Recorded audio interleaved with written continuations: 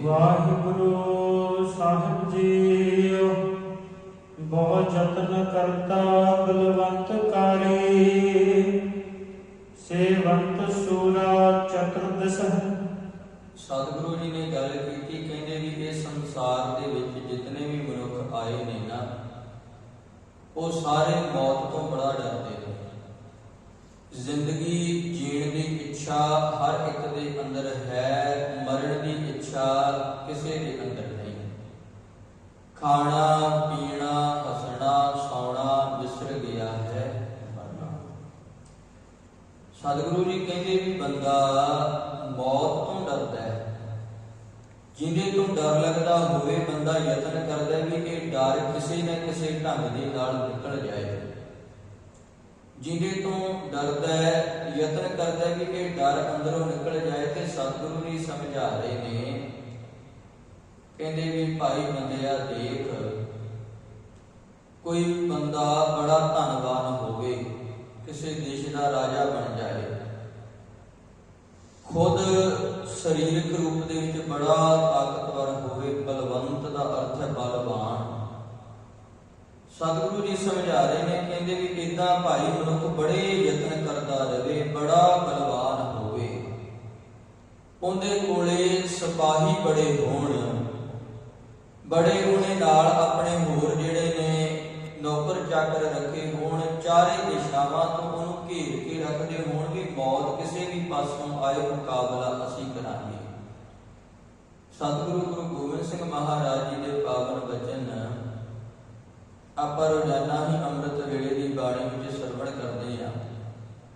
ਸਤਿਗੁਰੂ ਜੀ ਨੇ ਗੱਲ ਕੀਤੀ, ਕਹਿੰਦੇ ਵੀ ਸਰੀਰ ਕਰਕੇ ਨਾ ਕਈ ਵਾਰ ਬੜੇ ਬੜੇ ਬਲਵਾਨ ਇਸ ਸੰਸਾਰ ਵਿੱਚ ਪੈਦਾ ਹੋਏ। ਸਰੀਰ ਕਰਕੇ ਬੜੇ ਜ਼ੋਰ ਵਾਲੇ ਮਨੁੱਖ ਇਸ ਸੰਸਾਰ ਦੇ ਵਿੱਚ ਆਏ ਤੇ ਉਹਨਾਂ ਦੇ ਜ਼ੋਰ ਦੀ ਉਪਮਾ ਚਾਰ ਦਿਸ਼ਾਵਾਂ ਤੱਕ ਉੱਠੀ। ਲੋਕ ਜਿਹੜੇ ਸਨ ਉਹਨਾਂ ਦੀ ਬਹਾਦਰੀ ਨੂੰ ਮੰਨਦੇ ਨੇ, ਉਹਨਾਂ ਦੀ ਬਹਾਦਰੀ ਦੀ ਪੂਜਾ ਕਰਦੇ ਨੇ ਵੀ ਇਹ ਤੇ ਬੜੇ ਬਲਵਾਨ ਨੇ, ਇਹਨਾਂ ਵਰਗਾ ਸੂਰਮਾ ਕੋਈ ਨਹੀਂ। ਸਤਿਗੁਰੂ ਜੀ ਨੇ ਗੱਲ ਕੀਤੀ, ਕਹਿੰਦੇ ਵੀ ਭਾਈ ਵੇਖ, ਸਿਰਫ ਆਮ ਬੰਦਿਆਂ ਦੀ ਗੱਲ ਨਹੀਂ, ਜਿਹੜੇ ਹਾਥੀਆਂ ਦੇ ਨਾਲ ਮੁਕਾਬਲਾ ਕਰਨ ਦੇ ਸਮਰੱਥ ਸਨ, ਮਸਤੇ ਹੋਏ ਹਾਥੀਆਂ ਦਾ ਮੁਕਾਬਲਾ ਕਰਨ ਦੇ ਜਿਹੜੇ ਸਮਰੱਥ ਸਨ, ਐਸੇ ਬਲਵਾਨ ਯੋਧੇ। ਪਰ ਸਤਿਗੁਰੂ ਜੀ ਨੇ ਗੱਲ ਕੀਤੀ ਵੀ ਜਦੋਂ ਮੌਤ ਆਈ ਨਾ, ਇੰਨਾ ਜ਼ੋਰ, ਇੰਨੇ ਨੌਕਰ ਚਾਕਰ, ਜਿਹੜਾ ਐਡਾ ਨਾਮ ਚੱਲਦਾ ਸੀ, ਉਹ ਨਾਮ ਕਿਸੇ ਕੰਮ ਨਹੀਂ ਆਇਆ। ਅੰਤ ਨੂੰ ਇਸ ਸੰਸਾਰ ਤੋਂ ਨੰਗੇ ਪੈਰੀ ਉਹਨਾਂ ਨੂੰ ਜਾਣਾ ਪਿਆ, ਖਾਲੀ ਹੱਥ ਇਸ ਸੰਸਾਰ ਤੋਂ ਚਲੇ ਗਏ। ਜਿਸ ਧਨ ਦੀ ਖਾਤਰ, ਜਿਸ ਨਾਮ ਦੇ ਜ਼ੋਰ ਦੇ ਉੱਤੇ ਸਾਰੀ ਜ਼ਿੰਦਗੀ ਦੌੜਦੇ ਰਹੇ, ਉਹ ਨਾਮ ਇੱਥੇ ਹੀ ਰਹਿ ਗਿਆ। ਇਹ ਨਾਮ ਤੇ ਸਰੀਰ ਦਾ ਪਿਆਰਿਓ, ਨਾਮ ਜਿਹੜਾ ਅਸੀਂ ਰੱਖਦੇ ਹਾਂ ਇਹ ਸਰੀਰ ਦਾ ਹੈ।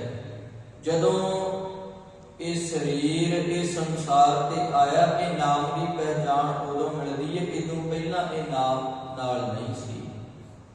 ਜਦੋਂ ਇਹ ਸੰਸਾਰ ਤੋਂ ਚਲਿਆ ਜਾਂਦਾ ਹੈ, ਪੰਜ ਤੱਤਾਂ ਵਿੱਚ ਮਿਲ ਜਾਂਦੇ ਨੇ, ਉਸ ਸਮੇਂ ਵੀ ਇਹ ਪਹਿਚਾਣ ਜਿਹੜੀ ਨਾਮ ਦੀ ਹੈ ਖਤਮ ਹੋ ਜਾਂਦੀ ਹੈ। ਫਿਰ ਜਿੱਥੇ ਅੱਗੇ ਜਾ ਕੇ ਕਿਤੇ ਪੰਜ ਤੱਤਾਂ ਦੇ ਮਿਲਾਪ ਤੋਂ ਦੇਹੀ ਬਣਦੀ ਹੈ, ਉਹ ਸਰੀਰ ਦੀ ਨਵੀਂ ਪਹਿਚਾਣ ਬਣਦੀ ਹੈ। ਸਤਿਗੁਰੂ ਜੀ ਨੇ ਗੱਲ ਕੀਤੀ, ਕਹਿੰਦੇ ਵੀ ਭਾਈ ਜਿੱਡਾ ਮਰਜੀ ਬਲਵਾਨ ਹੋਵੇ, ਬਹੁ ਯਤਨ ਕਰਤਾ, ਅਨੇਕਾਂ ਪ੍ਰਕਾਰ ਦੇ ਯਤਨ ਕਰਦਾ ਹੋਵੇ, ਬਲਵਾਨ ਹੋਵੇ, ਸੇਵੰਤ ਸੂਰਾ, ਆਪਣੇ ਚਾਰੇ ਪਾਸੇ ਨਾ ਉਹਨੇ ਸੂਰਮੇ ਨੇ ਜਿਹੜੇ ਉਹ ਇਕੱਠੇ ਕੀਤੇ ਹੋਣ ਵੀ ਇਹ ਮੈਨੂੰ ਮੌਤ ਤੋਂ ਬਚਾ ਲੈਣਗੇ ਜਦੋਂ ਕੋਈ ਚੜ ਕੇ ਆਏਗਾ। ਪਰ ਸਤਿਗੁਰੂ ਜੀ ਸਮਝਾ ਰਹੇ ਨੇ, ਇਦਾਂ ਦੀ ਜ਼ਿੰਦਗੀ ਜਿਉਣ ਵਾਲੇ ਜਿਹੜੇ ਰਾਜੇ ਨੇ, ਉਹਨਾਂ ਦਾ ਸੱਚ ਅਸਲ ਵਿੱਚ ਕੀ ਹੈ ਜੀ? ਬਿਖਮ ਥਾਨ ਬਸੰਤ ਊਚਹ, ਨਹ ਸਿਮਰੰਤ ਮਰਨ ਕਦਾਚ। ਐਸੇ ਨੇ ਜਿਹੜੇ ਬਿਖਮ ਥਾਨ, ਐਸਾ ਕੋਈ ਅਸਥਾਨ ਉਹਨਾਂ ਨੇ ਮਹਿਲ ਬਣਾਇਆ ਹੋਵੇ ਉੱਥੇ, ਜਿਸ ਮਹਿਲ ਦੇ ਤੱਕ ਕੋਈ ਪਹੁੰਚ ਨਾ ਸਕਦਾ ਹੋਵੇ, ਪਹੁੰਚਣਾ ਬੜਾ ਔਖਾ ਹੋਵੇ, ਵੀ ਦੁਸ਼ਮਣ ਤੇ ਆ ਹੀ ਨਹੀਂ ਸਕਦਾ। ਬਿਖਮ ਥਾਨ ਬਹੁਤ ਔਖੀ ਜਗ੍ਹਾ, ਬਸੰਤ ਉੱਚੇ, ਕਿਤੇ ਉੱਚੇ ਪਹਾੜ ਦੇ ਉੱਤੇ ਉਹਨਾਂ ਨੇ ਮਹਿਲ ਬਣਾਇਆ ਹੋਵੇ ਵੀ ਜੇ ਦੁਸ਼ਮਣ ਚੜ ਕੇ ਵੀ ਆਉਂਦਾ ਤੇ ਦੂਰੋਂ ਹੀ ਪਤਾ ਲੱਗ ਜਾਏ। ਕੋਈ ਮਾਰਨ ਦੇ ਲਈ ਆ ਰਿਹਾ ਤੇ ਦੂਰੋਂ ਹੀ ਪਤਾ ਲੱਗ ਜਾਏ, ਦੂਰੋਂ ਹੀ ਦਿਸ ਜਾਏ ਵੀ ਇਹ ਜਿਹੜਾ ਹੈ ਇਹ ਮੇਰਾ ਨੁਕਸਾਨ ਕਰਨ ਦੇ ਲਈ ਆ ਰਿਹਾ ਹੈ। ਸਤਿਗੁਰੂ ਜੀ ਸਮਝਾ ਰਹੇ ਨੇ, ਕਹਿੰਦੇ ਭਾਈ ਇਦਾਂ ਦੀ ਜ਼ਿੰਦਗੀ ਜਿਉਣ ਵਾਲੇ ਨਹਿ ਸਿਮਰੰਤ ਉਹਨਾਂ ਨੇ ਕਦੇ ਵੀ ਚਿੱਤ ਚੇਤੇ ਵਿੱਚ ਨਹੀਂ ਲਿਆਂਦਾ। ਮਰਣੰ ਕਦਾਚ ਹੈ, ਉਹਨਾਂ ਨੇ ਛਿਣ ਮਾਤਰ ਦਾ ਸਮਾਂ ਵੀ ਮੌਤ ਨੂੰ ਯਾਦ ਵਿੱਚ ਨਹੀਂ ਲਿਆਂਦਾ। ਛਿਣ ਮਾਤਰ ਦਾ ਸਮਾਂ ਵੀ ਉਹਨਾਂ ਨੇ ਮੌਤ ਨੂੰ ਚਿੱਤ ਚੇਤੇ ਵਿੱਚ ਨਹੀਂ ਲਿਆਂਦਾ ਵੀ ਇਹ ਸੰਸਾਰ ਨੂੰ ਇੱਕ ਦਿਨ ਛੱਡ ਕੇ ਵੀ ਜਾਣਾ ਹੈ, ਇਸ ਸੰਸਾਰ ਤੋਂ ਇੱਕ ਦਿਨ ਚਲੇ ਵੀ ਜਾਣਾ ਹੈ। ਬਸ ਸੰਸਾਰ ਦੇ ਜਿਹੜੇ ਰੰਗ ਨੇ, ਤਮਾਸ਼ੇ ਨੇ, ਇਹਨਾਂ ਦੇ ਵਿੱਚ ਮਸਤੇ ਹੋਏ ਮੌਤ ਨੂੰ ਜਿਨ੍ਹਾਂ ਨੇ ਭੁਲਾਇਆ ਹੋਇਆ ਹੈ, ਸਤਿਗੁਰੂ ਜੀ ਉਹਨਾਂ ਦੀ ਗੱਲ ਕਰ ਰਹੇ ਹਨ। ਹੋਵੰਤ ਆਗਿਆ ਭਗਵਾਨ ਪੁਰਖ ਨਾਨਕ ਕੀਤੀ ਸਾਸ ਅਕਰਖ ਤੇ। ਪਰ ਸਤਿਗੁਰੂ ਜੀ ਸਮਝਾ ਰਹੇ ਨੇ, ਕਹਿੰਦੇ ਵੀ ਪਿਆਰਿਆ ਇਹ ਜ਼ਿੰਦਗੀ ਦਾ ਸੱਚ ਹੈ ਵੀ ਘਰ ਘਰ ਇਹੋ ਪਹੁੰਚਾ ਸਦਰੇ ਨਿਤ ਭਵਨ। ਇਹ ਆਪਣਾ ਸਮਾਂ ਨਿਸ਼ਚਿਤ ਕਰਕੇ ਤੂੰ ਫਿਰ ਸੰਸਾਰ ਤੇ ਆਇਆ। ਸਵਾਸਾਂ ਦੀ ਇੱਕ ਲਿਮਟਿਡ ਪੂੰਜੀ ਹੈ ਤੇਰੇ ਕੋਲੇ, ਇਹ ਇੱਕ ਨਾ ਇੱਕ ਦਿਨ ਖਤਮ ਹੋਣੇ ਨੇ। ਸਤਿਗੁਰੂ ਜੀ ਸਮਝਾ ਰਹੇ ਨੇ, ਕਹਿੰਦੇ ਭਾਈ ਹੋਵੰਤ ਆਗਿਆ, ਜਿੱਦਣ ਕਹਿੰਦੇ ਰੱਬੀ ਹੁਕਮ ਆ ਗਿਆ ਸਰੀਰ ਦੀ ਟੁੱਟ ਭੱਜ ਸ਼ੁਰੂ ਹੋ ਗਈ। ਸਰੀਰ ਦੇ ਜਿਹੜੇ ਸੈੱਲ ਨੇ ਉਹ ਮਰਨ ਲੱਗ ਪਏ, ਮੌਤ ਵੱਲ ਨੂੰ ਤੂੰ ਵਧਣ ਲੱਗ ਪਿਆ। ਭਗਵਾਨ ਪੁਰਖ ਹੈ, ਕਹਿੰਦੇ ਜਦੋਂ ਉਸ ਮਾਲਕ ਪਰਮਾਤਮਾ ਨੇ ਹੁਕਮ ਕਰਤਾ ਨਾ, ਜਦੋਂ ਉਹਦਾ ਹੁਕਮ ਹੋ ਗਿਆ, ਆਪਾਂ ਇਹਨੂੰ ਸਿੱਧੇ ਅਰਥਾਂ ਵਿੱਚ ਸਮਝੀਏ ਵੀ ਜਦੋਂ ਕੁਦਰਤੀ ਢਾਂਚੇ ਦੇ ਵਿੱਚ ਜਿਹਦੇ ਤੂੰ ਰਹਿ ਰਿਹਾ, ਇਹਦਾ ਨਿਯਮ ਹੈ ਵੀ ਆਹ ਨਿਯਮ ਦੇ ਆਧਾਰ ਤੇ ਸਰੀਰ ਚੱਲਦਾ ਹੈ। ਉਹ ਨਿਯਮ ਟੁੱਟ ਗਿਆ, ਸਰੀਰ ਹੈ ਜਿਹੜਾ ਉਹ ਮੌਤ ਵੱਲ ਨੂੰ ਵਧ ਰਿਹਾ ਹੈ। ਤੇ ਸਤਿਗੁਰੂ ਜੀ ਸਮਝਾ ਰਹੇ ਨੇ, ਕਹਿੰਦੇ ਫਿਰ ਤੇ ਐਡਾ ਵੱਡਾ ਮਹਿਲ ਬਣਾ ਲਿਆ, ਇੰਨੇ ਨੌਕਰ ਚਾਕਰ ਵੀ ਰੱਖ ਲਏ, ਆਪ ਵੀ ਬੜਾ ਬਲ ਵਾਲਾ ਸੀ। ਪਰ ਕਹਿੰਦੇ ਕਮਾਲ ਦੀ ਗੱਲ ਹੈ, ਜੇ ਸਾਹ ਖਿੱਚਣੇ ਹੋਣ ਨਾ, ਮਾਰਨਾ ਹੋਵੇ ਤੇ ਕਹਿੰਦੇ ਕਿੱਡਾ ਵੱਡਾ ਹਾਥੀ ਹੈ, ਕਿੱਡਾ ਵੱਡਾ। ਨਿੱਕੀ ਜੀ ਕੀੜੀ ਹੈ ਜਿਹੜੀ ਉਹ ਹਾਥੀ ਦੀ ਮੌਤ ਦਾ ਕਾਰਨ ਬਣ ਜਾਂਦੀ ਹੈ। ਨਿੱਕੀ ਜੀ ਕੀੜੀ ਹੈ ਜਿਹੜੀ ਉਹ ਹਾਥੀ ਨੂੰ ਮਾਰਨ ਦੀ ਸਮਰੱਥਾ ਰੱਖਦੀ ਹੈ। ਜੇ ਆਪਣੇ ਇਹ ਸੁਰਤ ਦੇ ਘਰ ਦੀ ਆਪਾਂ ਗੱਲ ਕਰੀਏ ਨਾ, ਬੰਦਾ ਇੱਥੇ ਵੀ ਹੰਕਾਰ, ਆਪਣੇ ਬਲ ਦਾ ਹੰਕਾਰੀ ਹੋ ਜਾਂਦਾ ਹੈ। ਦਲੀਲਾਂ ਰੂਪੀ ਸਿਪਾਹੀ ਨੇ ਆਪਣੇ ਅਗਿਆਨਤਾ ਦੇ ਆਲੇ ਦੁਆਲੇ ਖੜੇ ਕੀਤੇ ਨੇ। ਬੜੇ ਯਤਨ ਕਰਦਾ ਵੀ ਜਿਹੜਾ ਕੋਈ ਇਹਦੇ ਨਾਲ ਗੱਲ ਕਰੇ, ਮੇਰੀ ਹਉਮੈ ਹੈ ਜਿਹੜੀ ਉਹ ਮਰੇ ਨਾ, ਉਹ ਨਾ ਮਰੇ। ਆਪਣੀ ਹਉਮੈ ਨੂੰ ਪੱਠੇ ਪਾਉਂਦਾ ਉਹ ਨਾ ਮਰੇ। ਪਰ ਸਤਿਗੁਰੂ ਜੀ ਸਮਝਾ ਰਹੇ ਨੇ, ਕਹਿੰਦੇ ਕੀੜੀ, ਆਪਾਂ ਕਹਿੰਦੇ ਵੀ ਕੁਛ ਮਾਤਰ, ਕੀੜੀ ਕੀ ਹੈ, ਕੀ ਕਰ ਸਕਦੀ ਹੈ? ਪਰ ਨਿਮਰਤਾ ਰੂਪੀ ਸੁਭਾਅ, ਉਹ ਕੀੜੀ ਵਰਗਾ ਸੁਭਾਅ ਜਿਹਨੂੰ ਸਮਝਿਆ ਜਾਂਦਾ ਵੀ ਕੱਖ ਨਹੀਂ ਕਰ ਸਕਦਾ, ਉਹ ਨਿਮਰਤਾ ਹੈ ਨਾ ਜਿਹੜੀ, ਉਹ ਨਿਮਰਤਾ ਦੇ ਵਿੱਚ ਇੰਨੀ ਕੁ ਸਮਰੱਥਾ ਹੈ। ਉਹ ਨਿਮਰਤਾ ਭਾਈ ਤੇਰਾ ਜਿਹੜਾ ਆ ਸਿਸਟਮ ਚੱਲਦਾ ਪਿਆ ਨਾ ਹੰਕਾਰ ਦਾ, ਇਹ ਤੇਰੇ ਹੰਕਾਰ ਨੂੰ ਮਾਰਨ ਦੀ ਛਿਣ ਮਾਤਰ ਵਿੱਚ ਸਮਰੱਥਾ ਰੱਖਦੀ ਹੈ। ਸਤਿਗੁਰੂ ਜੀ ਸਮਝਾ ਰਹੇ ਨੇ, ਕਹਿੰਦੇ ਭਾਈ ਹੰਕਾਰ ਹੋਵੇ ਭਾਵੇਂ ਸਰੀਰਕ ਰੂਪ ਚ ਬਲਵਾਨ ਹੋਵੇ, ਬਸ ਇਹ ਕਿਰਪਾ ਦੀ ਗੱਲ ਹੈ। ਜਿੱਦਣ ਕਿਰਪਾ ਹੋ ਜਾਏ, ਜਿੱਦਣ ਰੱਬੀ ਹੁਕਮ ਹੋ ਗਿਆ, ਉਦਣ ਇਹ ਸੰਸਾਰ ਦੇ ਵਿੱਚ ਹੰਕਾਰ ਹੈ ਜਿਹੜਾ ਉਹ ਵੀ ਖਤਮ ਹੋ ਜਾਂਦਾ। ਤੇ ਉਦਣ ਹੰਕਾਰੀ ਬੰਦੇ ਨੇ ਜਿਹੜੇ ਉਹ ਵੀ ਨਿੱਕੀ ਜੀ ਵਜ੍ਹਾ ਕਰਕੇ ਹੀ ਖਤਮ ਹੋ ਜਾਂਦੇ ਹਨ। ਸ਼ਬਦੰ ਰਤੰ ਹਿਤੰ ਮਾਇਆ ਕੀਰਤਨ ਕਲੀ ਕਰਮ ਕ੍ਰਿਤਾ। ਸਤਿਗੁਰੂ ਜੀ ਸਮਝਾ ਰਹੇ ਨੇ, ਕਹਿੰਦੇ ਵੀ ਭਾਈ ਵੇਖ, ਸ਼ਬਦ ਦੇ ਵਿੱਚ ਪ੍ਰੀਤ ਨੂੰ ਜੋੜਨਾ, ਰਤਨ ਦਾ ਅਰਥ ਹੈ ਪ੍ਰੀਤ। ਸ਼ਬਦ ਦੇ ਵਿੱਚ ਆਪਣੇ ਮਨ ਨੂੰ ਜੋੜਨਾ, ਸ਼ਬਦ ਦਾ ਪਿਆਰ ਪਾ ਲੈਣਾ। ਸ਼ਬਦ ਰਤਨ ਹਿਤੰ ਮਾਇਆ। ਸਤਿਗੁਰੂ ਜੀ ਸਮਝਾ ਰਹੇ ਨੇ, ਫਿਰ ਉਹ ਕਰਤੇ ਪੁਰਖ ਮਾਲਕ ਪਰਮਾਤਮਾ, ਕਿਰਪਾਲੂ ਮਾਲਕ ਪਰਮਾਤਮਾ ਦੀ ਦਇਆ ਦੇ ਪਾਤਰ ਬਣ ਜਾਣਾ। ਇਹਦੇ ਲਈ ਕਹਿੰਦੇ ਜ਼ਰੂਰੀ ਹੈ ਕੀਰਤਨ। ਉਹ ਕੀਰਤਨ ਜਿਹੜਾ ਹੈ, ਕੀਰਤੀ ਹੈ ਉਸ ਮਾਲਕ ਪਰਮਾਤਮਾ ਦੀ ਕਰਨੀ ਕਰ। ਕਲੀ, ਆ ਕਲ ਯੁਗ ਦਾ ਸਮਾਂ ਜਿਹਨੂੰ ਤੂੰ ਕਹਿੰਦਾ, ਇਹ ਕਲ ਦੇ ਅੰਦਰ ਉਸ ਕਰਤੇ ਪੁਰਖ ਮਾਲਕ ਪਰਮਾਤਮਾ ਦੀ ਕੀਰਤੀ ਕਰਨੀ ਕਰ। ਸ਼ਬਦ ਦੇ ਵਿੱਚ ਪ੍ਰੀਤ ਜੋੜ ਕੇ ਸਿਫਤ ਸਲਾਹ ਕਰਨੀ ਕਰ। ਇਸ ਤੋਂ ਵੱਡਾ ਸਤਿਗੁਰੂ ਜੀ ਸਮਝਾ ਰਹੇ ਨੇ, ਧਰਮ ਦਾ ਕਰਮ ਕੋਈ ਨਹੀਂ ਹੋ ਸਕਦਾ ਇਸ ਭਿਆਨਕ ਸਮੇਂ ਅੰਦਰ। ਮਿਟੰਤ ਤਤਰਾਗਤ ਭਰਮ ਮੋਹੰ। ਸਤਿਗੁਰੂ ਜੀ ਸਮਝਾ ਰਹੇ ਨੇ, ਕਹਿੰਦੇ ਭਾਈ ਜੇਕਰ ਇਹ ਅਵਸਥਾ ਤੇਰੀ ਬਣ ਜਾਏ ਨਾ, ਤੇ ਇਹ ਅਵਸਥਾ ਬਣਨ ਦੇ ਨਾਲ ਸ਼ਬਦ ਦੇ ਵਿੱਚ ਪਿਆਰ ਜੁੜਨ ਦੇ ਨਾਲ ਅਸਲ 'ਚ ਅਸੀਂ ਇਹ ਗੱਲ ਨੂੰ ਜ਼ਿੰਦਗੀ 'ਚ ਪ੍ਰਵਾਨ ਕਰ ਲਈਏ ਤੇ ਨਾ ਜ਼ਿੰਦਗੀ ਸੌਖੀ ਹੈ। ਗੁਰੂ ਨਾਨਕ ਸਾਹਿਬ ਮਹਾਰਾਜ ਜੀ ਜਿਸ ਸਮੇਂ ਸਿੱਧ ਜੋਗੀਆਂ ਦੇ ਪਾਸ ਗਏ ਨਾ, ਸਿੱਧ ਜੋਗੀ ਸਤਿਗੁਰੂ ਗੁਰੂ ਨਾਨਕ ਸਾਹਿਬ ਮਹਾਰਾਜ ਜੀ ਦੇ ਨਾਲ ਸਵਾਲ ਜਵਾਬ ਕਰਦੇ ਨੇ। ਉਹ ਸਵਾਲ ਜਵਾਬ ਕਰਦੇ ਆ ਸਤਿਗੁਰੂ ਗੁਰੂ ਨਾਨਕ ਸਾਹਿਬ ਮਹਾਰਾਜ ਜੀ ਨੂੰ ਉਹ ਕਹਿੰਦੇ ਨੇ ਕਿ ਤੁਹਾਡਾ ਗੁਰੂ ਕੌਣ ਹੈ, ਤੁਸੀਂ ਕਿਹਨੂੰ ਗੁਰੂ ਧਾਰਨ ਕੀਤਾ ਹੋਇਆ ਹੈ? ਤੇ ਸਤਿਗੁਰੂ ਗੁਰੂ ਨਾਨਕ ਸਾਹਿਬ ਮਹਾਰਾਜ ਜੀ ਜਵਾਬ ਦਿੰਦੇ ਨੇ, ਕਹਿੰਦੇ ਵੀ ਭਾਈ ਮੈਂ ਸਰੀਰ ਕਰਕੇ ਤੇ ਕਿਸੇ ਨੂੰ ਗੁਰੂ ਨਹੀਂ ਧਾਰਨ ਕੀਤਾ, ਪਰ ਮੈਂ ਮਨ ਕਰਕੇ ਜਿਹਨੂੰ ਆਪਣਾ ਗੁਰੂ ਮੰਨਿਆ ਉਹ ਹੈ ਸ਼ਬਦ ਗੁਰੂ। ਸ਼ਬਦ ਗੁਰੂ ਸੁਰਤ ਧੁਨ ਚੀਲਾ। ਗੁਰੂ ਨਾਨਕ ਸਾਹਿਬ ਮਹਾਰਾਜ ਜੀ ਦਾ ਗੁਰੂ ਸ਼ਬਦ, ਉਹ ਸ਼ਬਦ ਦੇ ਵਿੱਚ ਲੁਕਿਆ ਹੋਇਆ ਗਿਆਨ। ਸਤਿਗੁਰੂ ਜੀ ਦਾ ਗੁਰੂ ਅੰਗਦ ਸਾਹਿਬ ਮਹਾਰਾਜ ਜੀ ਦਾ ਗੁਰੂ ਹੀ ਸ਼ਬਦ।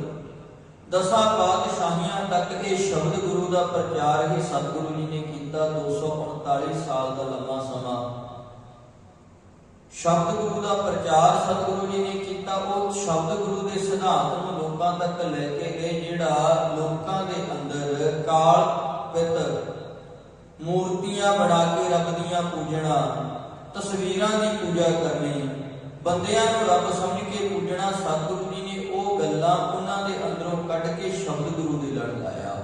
ਸ਼ਬਦ ਗੁਰੂ ਦੇ ਤੇ ਸਤਿਗੁਰੂ ਜੀ ਨੇ ਨਾਲ ਜਿਹੜੀ ਦੂਸਰੀ ਗੱਲ ਕਹੀ ਨਾ, ਉਹ ਵੀ ਬੜੀ ਕਮਾਲ ਦੀ, ਵੀ ਸ਼ਬਦ ਗੁਰੂ ਸੁਰਤ ਧੁਨ ਚੀਲਾ। ਜੇ ਗੁਰੂ ਸ਼ਬਦ ਹੈ ਤੇ ਸ਼ਬਦ ਦਾ ਸਿੱਖ ਵੀ ਸਰੀਰ ਨਹੀਂ, ਸਰੀਰ ਸਿੱਖ ਨਹੀਂ ਹੋ ਸਕਦਾ। ਇਹ ਸਾਡਾ ਭੁਲੇਖਾ ਵੀ ਅਸੀਂ ਸਰੀਰ ਦੇ ਉੱਤੇ ਧਰਮ ਦੇ ਚਿੰਨ੍ਹ ਪਾ ਲਈਏ ਤੇ ਸਿੱਖ ਬਣ ਜਾਂਦੇ ਆ। ਨਹੀਂ, ਇਹ ਤੇ ਇੱਕ ਵਰਦੀ ਹੈ ਪੰਜ ਪ੍ਰਕਾਰੀ ਹੈ। ਜਿਹੜਾ ਸਿੱਖ ਹੈ ਉਹ ਸਿੱਖ ਹੈ ਧੁਨੀ ਵਿੱਚ ਟਿਕੀ ਹੋਈ ਸੁਰਤ, ਮਨ, ਬਿਰਤੀ। ਸਿੱਖੀ ਹੈ ਜਿਹੜੀ ਕਿ ਤੇਰੀ ਬਿਰਤੀ ਨੇ ਕਮਾਉਣੀ ਹੈ, ਤੇਰੀ ਸੋਚ ਨੇ ਕਮਾਉਣੀ ਹੈ। ਤੇ ਇਹ ਪਿਆਰੇ ਸੱਚਾਈ ਹੈ ਕਿ ਜਿਹਦੇ ਅੰਦਰ ਇਹ ਪੰਜ ਪ੍ਰਕਾਰੀ ਹੈ, ਅੰਦਰ ਪ੍ਰਪਾਕਿਆ ਤੇ ਉਹਦੇ ਬਾਹਰ ਤੇ ਹੋਵੇਗੀ। ਕਈ ਵਾਰ ਕਈ ਨਾ ਬਹਾਨੇਬਾਜ਼ੀਆਂ ਵੀ ਕਰ ਜਾਂਦੇ ਨੇ ਵੀ ਮਨ ਸਾਫ਼ ਹੈ, ਸਾਨੂੰ ਕੀ ਲੋੜ ਹੈ ਇਹਨਾਂ ਦੀ। ਨਹੀਂ, ਜਿਹਦੇ ਅੰਦਰ ਮਨ ਸਾਫ਼ ਹੈ ਨਾ, ਉਹ ਫਿਰ ਗੁਰੂ ਦੇ ਹੁਕਮ ਤੋਂ ਬਾਕੀ ਨਹੀਂ ਹੁੰਦਾ। ਉਹ ਸਵਾਲ ਜਵਾਬ ਨਹੀਂ ਕਰਦਾ, ਉਹ ਗੁਰੂ ਦੇ ਹੁਕਮ ਨੂੰ ਸੱਤ ਕਰਕੇ ਮੰਨਦਾ ਹੈ। ਤੇ ਸਤਿਗੁਰੂ ਜੀ ਨੇ ਹੁਣ ਜੋ ਇਹ ਰੂਲ ਪੰਥ ਨੂੰ ਦਿੱਤਾ ਹੋਇਆ, ਇਹਦੇ ਵਿੱਚ ਇਹ ਪੰਜ ਪ੍ਰਕਾਰੀ ਵਰਦੀ ਜ਼ਰੂਰੀ ਹੈ ਸਿੱਖ ਦੇ ਲਈ। ਸੋ ਸਤਿਗੁਰੂ ਜੀ ਦੇ ਜੋ ਵਚਨ ਆਪਾਂ ਸਮਝ ਰਹੇ ਹਾਂ, ਉਹ ਹੈ ਸ਼ਬਦ ਗੁਰੂ ਸੁਰਤ ਧੁਨ ਚੇਲਾ। ਉਹ ਬੁੱਧੀ ਜਿਹੜੀ ਦੇ ਵਿੱਚ ਸਤਿਗੁਰੂ ਜੀ ਦਾ ਸ਼ਬਦ ਵਸ ਰਿਹਾ, ਉਹ ਬੁੱਧੀ ਸਿੱਖ ਹੈ, ਉਹ ਸੁਰਤ ਸਿੱਖ ਹੈ, ਉਹ ਦਿਮਾਗ ਸਿੱਖ ਹੈ। ਸਤਿਗੁਰੂ ਜੀ ਨੇ ਗੱਲ ਕੀਤੀ, ਕਹਿੰਦੇ ਵੀ ਭਾਈ ਇਹ ਵੇਖ ਆਪਣੀ ਜ਼ਿੰਦਗੀ ਦੇ ਵਿੱਚ ਜਿਹੜੇ ਗੁਰਮੁਖ ਜਨਾਂ ਦੇ ਅੰਦਰ ਇਹ ਆ ਗਿਆ ਨਾ, ਜਿਨ੍ਹਾਂ ਨੇ ਆਪਣੇ ਅੰਦਰ ਇਹ ਚੀਜ਼ ਨੂੰ ਪ੍ਰਵਾਨ ਕਰ ਲਿਆ ਕਿ ਗੁਰੂ ਦੇ ਸ਼ਬਦ ਨੂੰ ਸੁਣਨਾ ਹੈ, ਗੁਰੂ ਦੇ ਸ਼ਬਦ ਨੂੰ ਸੁਣ ਕੇ ਮੰਨਣਾ ਹੈ, ਗੁਰੂ ਦੇ ਸ਼ਬਦ ਦੁਆਰਾ ਆਪਣੀ ਜ਼ਿੰਦਗੀ ਨੂੰ ਵਧੀਆ ਬਣਾ ਕੇ ਚੱਲਣਾ ਹੈ। ਐਸੇ ਜਿਹੜੇ ਗੁਰਮੁਖ ਜਨ ਹਨ, ਉਹਨਾਂ ਦੇ ਜਿਤਨੇ ਵੀ ਮਨ ਦੇ ਭਰਮ ਨੇ ਜਾਂ ਸੰਸਾਰ ਦੇ ਪਦਾਰਥਾਂ ਵਿੱਚ ਪਿਆ ਮੋਹ ਹੈ, ਉਹ ਮੋਹ ਔਰ ਭਰਮ ਉਹਨਾਂ ਦੇ ਮਿਟ ਜਾਂਦੇ ਨੇ। ਤੇ ਜਿਹੜਾ ਬੰਦਾ ਨਾ ਪੰਜ ਕਕਾਰ ਪਾ ਕੇ ਵੀ ਭਰਮਾਂ ਦੇ ਵਿੱਚ ਹੀ ਫਸਿਆ ਹੋਵੇ, ਕਿਸੇ ਨੇ ਆ ਕੇ ਕਹਿਤਾ ਵੀ ਤੂੰ ਏਦਾਂ ਨਹੀਂ ਕੀਤਾ ਤਾਂ ਤੇਰੀ ਜ਼ਿੰਦਗੀ 'ਚ ਏਦਾਂ ਦਾ ਹੋ ਗਿਆ, ਤੂੰ ਏਦਾਂ ਨਹੀਂ ਕੀਤਾ ਤਾਂ ਤੇਰੀ ਜ਼ਿੰਦਗੀ ਵਿੱਚ ਆਹ ਮਾੜਾ ਕਰਮ ਹੋ ਗਿਆ, ਭਰਮੀ ਕਰੀ ਜਾਣਾ ਨਿੱਕੀ ਨਿੱਕੀ ਗੱਲ ਦੇ ਉੱਤੇ। ਕਿਸੇ ਨੇ ਕਹਿ ਦਿੱਤਾ ਇੱਥੇ ਮੱਥਾ ਟੇਕਦੇ ਤੇਰੀ ਜ਼ਿੰਦਗੀ ਏਦਾਂ ਸੋਹਣੀ ਹੋ ਜਾਏਗੀ, ਇੱਥੇ ਟੇਕਦੇ ਏਦਾਂ ਕਰਦਾ ਫਿਰਦਾ। ਜਿਹੜਾ ਪਿਆਰਿਓ ਏਦਾਂ ਦੀ ਜ਼ਿੰਦਗੀ ਜਿਉ ਰਿਹਾ ਨਾ, ਉਹ ਬੰਦੇ ਨੇ ਭਾਵੇਂ ਸਰੀਰ ਦੇ ਉੱਤੇ ਸਿੱਖੀ ਦਾ ਲਿਬਾਸ ਧਾਰਨ ਕੀਤਾ ਹੋਵੇ, ਪਰ ਜੇ ਸੁਰਤ ਸਿੱਖ ਨਹੀਂ, ਸ਼ਬਦ ਦੇ ਸਿਧਾਂਤ ਨੂੰ ਆਪਣੇ ਅੰਦਰ ਜੇ ਨਹੀਂ ਵਸਾਇਆ, ਤੇ ਐਸਾ ਜਿਹੜਾ ਮਨੁੱਖ ਹੈ ਭਾਈ, ਉਹ ਦਿਖਾਵਾ ਕਰਦਾ, ਅੰਦਰੋਂ ਉਹ ਸਿੱਖ ਨਹੀਂ ਬਣਿਆ, ਸਿੱਖੀ ਨਹੀਂ ਕਮਾਈ। ਸਤਿਗੁਰੂ ਜੀ ਸਮਝਾ ਰਹੇ ਨੇ, ਕਹਿੰਦੇ ਵੀ ਭਾਈ ਵੇਖ, ਗੁਰੂ ਦੇ ਸ਼ਬਦ ਦੇ ਵਿੱਚ ਜੁੜਨ ਦਾ ਇਹ ਲਾਭ ਹੈ ਕਿ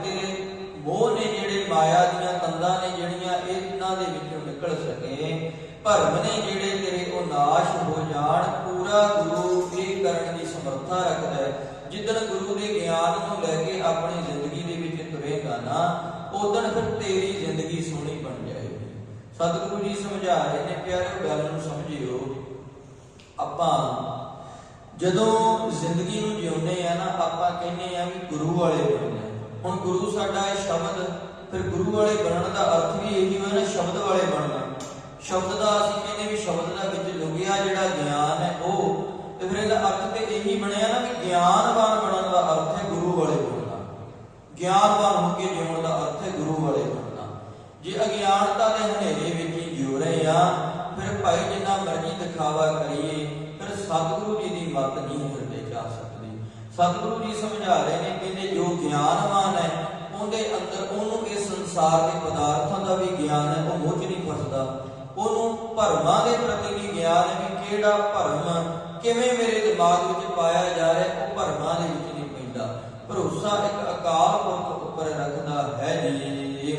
ਭਗਵਾਨ ਰਮਣੰ ਸਰਬੱਤਰ ਥਾਨਿਅੰ। ਐਸੇ ਮਨੁੱਖ ਨੂੰ, ਐਸੀ ਸ਼ਖਸੀਅਤ ਨੂੰ ਉਹ ਅਕਾਲ ਪੁਰਖ ਮਾਲਕ ਪਰਮਾਤਮਾ ਜੀ ਜਿਹੜੇ ਕਣ ਕਣ ਦੇ ਵਿੱਚ ਰਹਿ ਰਹੇ ਨੇ, ਉਹ ਰਮੇ ਹੋਏ ਮਾਲਕ ਪਰਮਾਤਮਾ ਜੀ ਦੇ ਦਦਾਰੇ ਉਹਨੂੰ ਕਣ ਕਣ ਦੇ ਵਿੱਚੋਂ ਹੋ ਰਹੇ ਨੇ। ਉਹ ਜਿੱਥੇ ਜਾਂਦਾ ਹੈ ਉਹਨੂੰ ਇਹ ਮਹਿਸੂਸ ਹੁੰਦਾ ਰਹਿੰਦਾ ਵੀ ਰੱਬ ਮੇਰੇ ਅੰਗ ਸੰਗ ਹੈ, ਰੱਬ ਮੇਰੇ ਅੰਗ ਸੰਗ ਹੈ, ਮੇਰੇ ਅੰਦਰ ਹੀ ਬੈਠਾ, ਮੈਨੂੰ ਵੇਖ ਰਿਹਾ ਹੈ।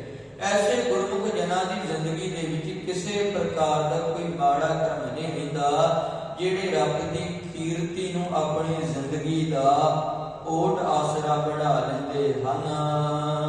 ਦ੍ਰਿਸ਼ਟ ਤੋਯੰ ਮੋਗ ਦਰਸ਼ਨੰ ਬਸੰਤ ਸਾਧ ਰਸਨਾ। ਐਸੇ ਜਿਹੜੇ ਗੁਰਮੁਖ ਜਨ ਨੇ ਨਾ, ਉਹਨਾਂ ਦੀ ਦ੍ਰਿਸ਼ਟੀ ਹੈ ਜਿਹੜੀ, ਉਹ ਦ੍ਰਿਸ਼ਟੀ ਦੇ ਵਿੱਚ ਰੱਬ ਤੋਂ ਬਿਨਾਂ ਦੂਸਰਾ ਕੋਈ ਦਦਾਰ ਨਹੀਂ। ਐਸੇ ਗੁਰਮੁਖ ਜਨਾਂ ਦੀ ਰਸਨਾ ਦੇ ਉੱਤੇ ਮਾਲਕ ਪਰਮਾਤਮਾ ਦੀ ਬੰਦਗੀ ਤੋਂ ਬਿਨਾਂ ਦੂਸਰਾ ਕੋਈ ਸ਼ਬਦ ਨਹੀਂ ਪਾਉਂਦਾ। ਉਹ ਕਿਸੇ ਨਾਲ ਵੀ ਗੱਲ ਕਰਨ ਨਾ, ਤੇ ਉਹਨਾਂ ਦੀ ਜ਼ੁਬਾਨ ਦੇ ਉੱਤੋਂ ਉਹ ਰਸ ਝਲਕਦਾ, ਜਿਹੜਾ ਰਸ ਉਹਨਾਂ ਨੇ ਮਾਣਿਆ ਬੰਦਗੀ ਕਰਕੇ। ਉਹ ਫਿਰ ਜ਼ੁਬਾਨ ਦੇ ਨਾਲ ਗਾਲਾਂ ਨਹੀਂ ਕੱਢਦੇ, ਅੱਖਾਂ ਦੇ ਨਾਲ ਪਰਾਇਆ ਰੂਪ ਨਹੀਂ ਤੱਕਦੇ, ਪਰਾਇਆ ਧਨ ਨਹੀਂ ਤੱਕਦੇ, ਕਿਸੇ ਦੇ ਜੇਬ ਵੱਲ ਨਹੀਂ ਝਾਕਦੇ। ਉਹਨਾਂ ਦੇ ਅੰਦਰੋਂ ਇਹ ਨਿਕਲ ਜਾਂਦੀਆਂ ਨੇ ਗੱਲਾਂ, ਜਿਹੜੇ ਗੁਰਮੁਖ ਜਨਾਂ ਦੇ ਅੰਦਰ ਮਾਲਕ ਪਰਮਾਤਮਾ ਜੀ ਤੁਸੀਂ ਕਿਰਪਾ ਰਹਿਮਤ ਕਰਕੇ ਜਿਨ੍ਹਾਂ ਨੂੰ ਜ਼ਿੰਦਗੀ ਜਿਉਣ ਦੀ ਦ੍ਰਿਸ਼ਟੀ ਤੁਸੀਂ ਦੇ ਦਿੰਦੇ ਹੋ। ਅਮੋਘ ਦਰਸ਼ਨ ਮਾਲਕ ਪਰਮਾਤਮਾ ਜੀ ਉਹ ਦਰਸ਼ਨ ਤੁਹਾਡੇ ਪ੍ਰਾਪਤ ਕਰਦੇ ਨੇ, ਜਿਹੜੇ ਦਰਸ਼ਨ ਕਿਤੇ ਨਿਸਫਲ ਨਹੀਂ ਜਾਂਦੇ, ਨਿਫਲ ਨਹੀਂ ਜਾਂਦੇ। ਜਿਨ੍ਹਾਂ ਦਰਸ਼ਨਾਂ ਨੂੰ ਕਰਨ ਤੋਂ ਬਾਅਦ ਕਦੇ ਜ਼ਿੰਦਗੀ ਵਿੱਚ ਕੋਈ ਘਾਟਾ ਨਹੀਂ ਰਹਿੰਦਾ, ਉਹ ਦਰਸ਼ਨ ਕਰਦੇ ਨੇ। ਇੱਥੇ ਪਿਆਰੇ ਇੱਕ ਗੱਲ ਸਮਝਿਓ, ਅੱਖਾਂ ਦੇ ਨਾਲ ਗੁਰੂ ਨੂੰ ਦੇਖਣਾ ਗੁਰੂ ਦਾ ਦਰਸ਼ਨ ਨਹੀਂ ਹੈ। ਇਹ ਭੁਲੇਖਾ ਕੱਢੋ। ਅੱਖਾਂ ਨਾਲ ਦੇਖਣਾ, ਜੇ ਅਸੀਂ ਅੱਖਾਂ ਨਾਲ ਦੇਖਣ ਦੀ ਗੱਲ ਕਰੀਏ ਨਾ, ਤੇ ਸੱਜਣ ਠੱਗ ਨੇ ਗੁਰੂ ਨਾਨਕ ਸਾਹਿਬ ਮਹਾਰਾਜ ਜੀ ਨੂੰ ਪਹਿਲਾਂ ਅੱਖਾਂ ਨਾਲ ਵੇਖਿਆ ਸੀ, ਤੇ ਕੀ ਸੋਚਦਾ ਵੀ ਜਿੰਨੀ ਇਹਨਾਂ ਦੇ ਚਿਹਰੇ ਤੇ ਲਾਲੀ ਹੈ ਕਿਸੇ ਅਮੀਰ ਘਰ ਦਾ ਬੱਚਾ ਹੋਏਗਾ। ਇਹ ਅੱਖਾਂ ਨਾਲ ਵੇਖਿਆ ਸੀ। ਅੱਖਾਂ ਦੇ ਨਾਲ ਵੇਖ ਕੇ ਸਿੱਧ ਜੋਗੀ ਗੁਰੂ ਨਾਨਕ ਸਾਹਿਬ ਮਹਾਰਾਜ ਜੀ ਨੂੰ ਕੀ ਸਵਾਲ ਕਰਦੇ ਨੇ?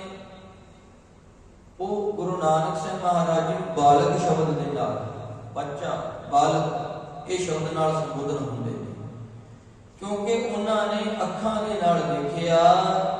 ਅੱਖਾਂ ਨਾਲ ਵੇਖਣ ਦੇ ਨਾਲ ਗੱਲ ਨਹੀਂ ਹੁੰਦੀ।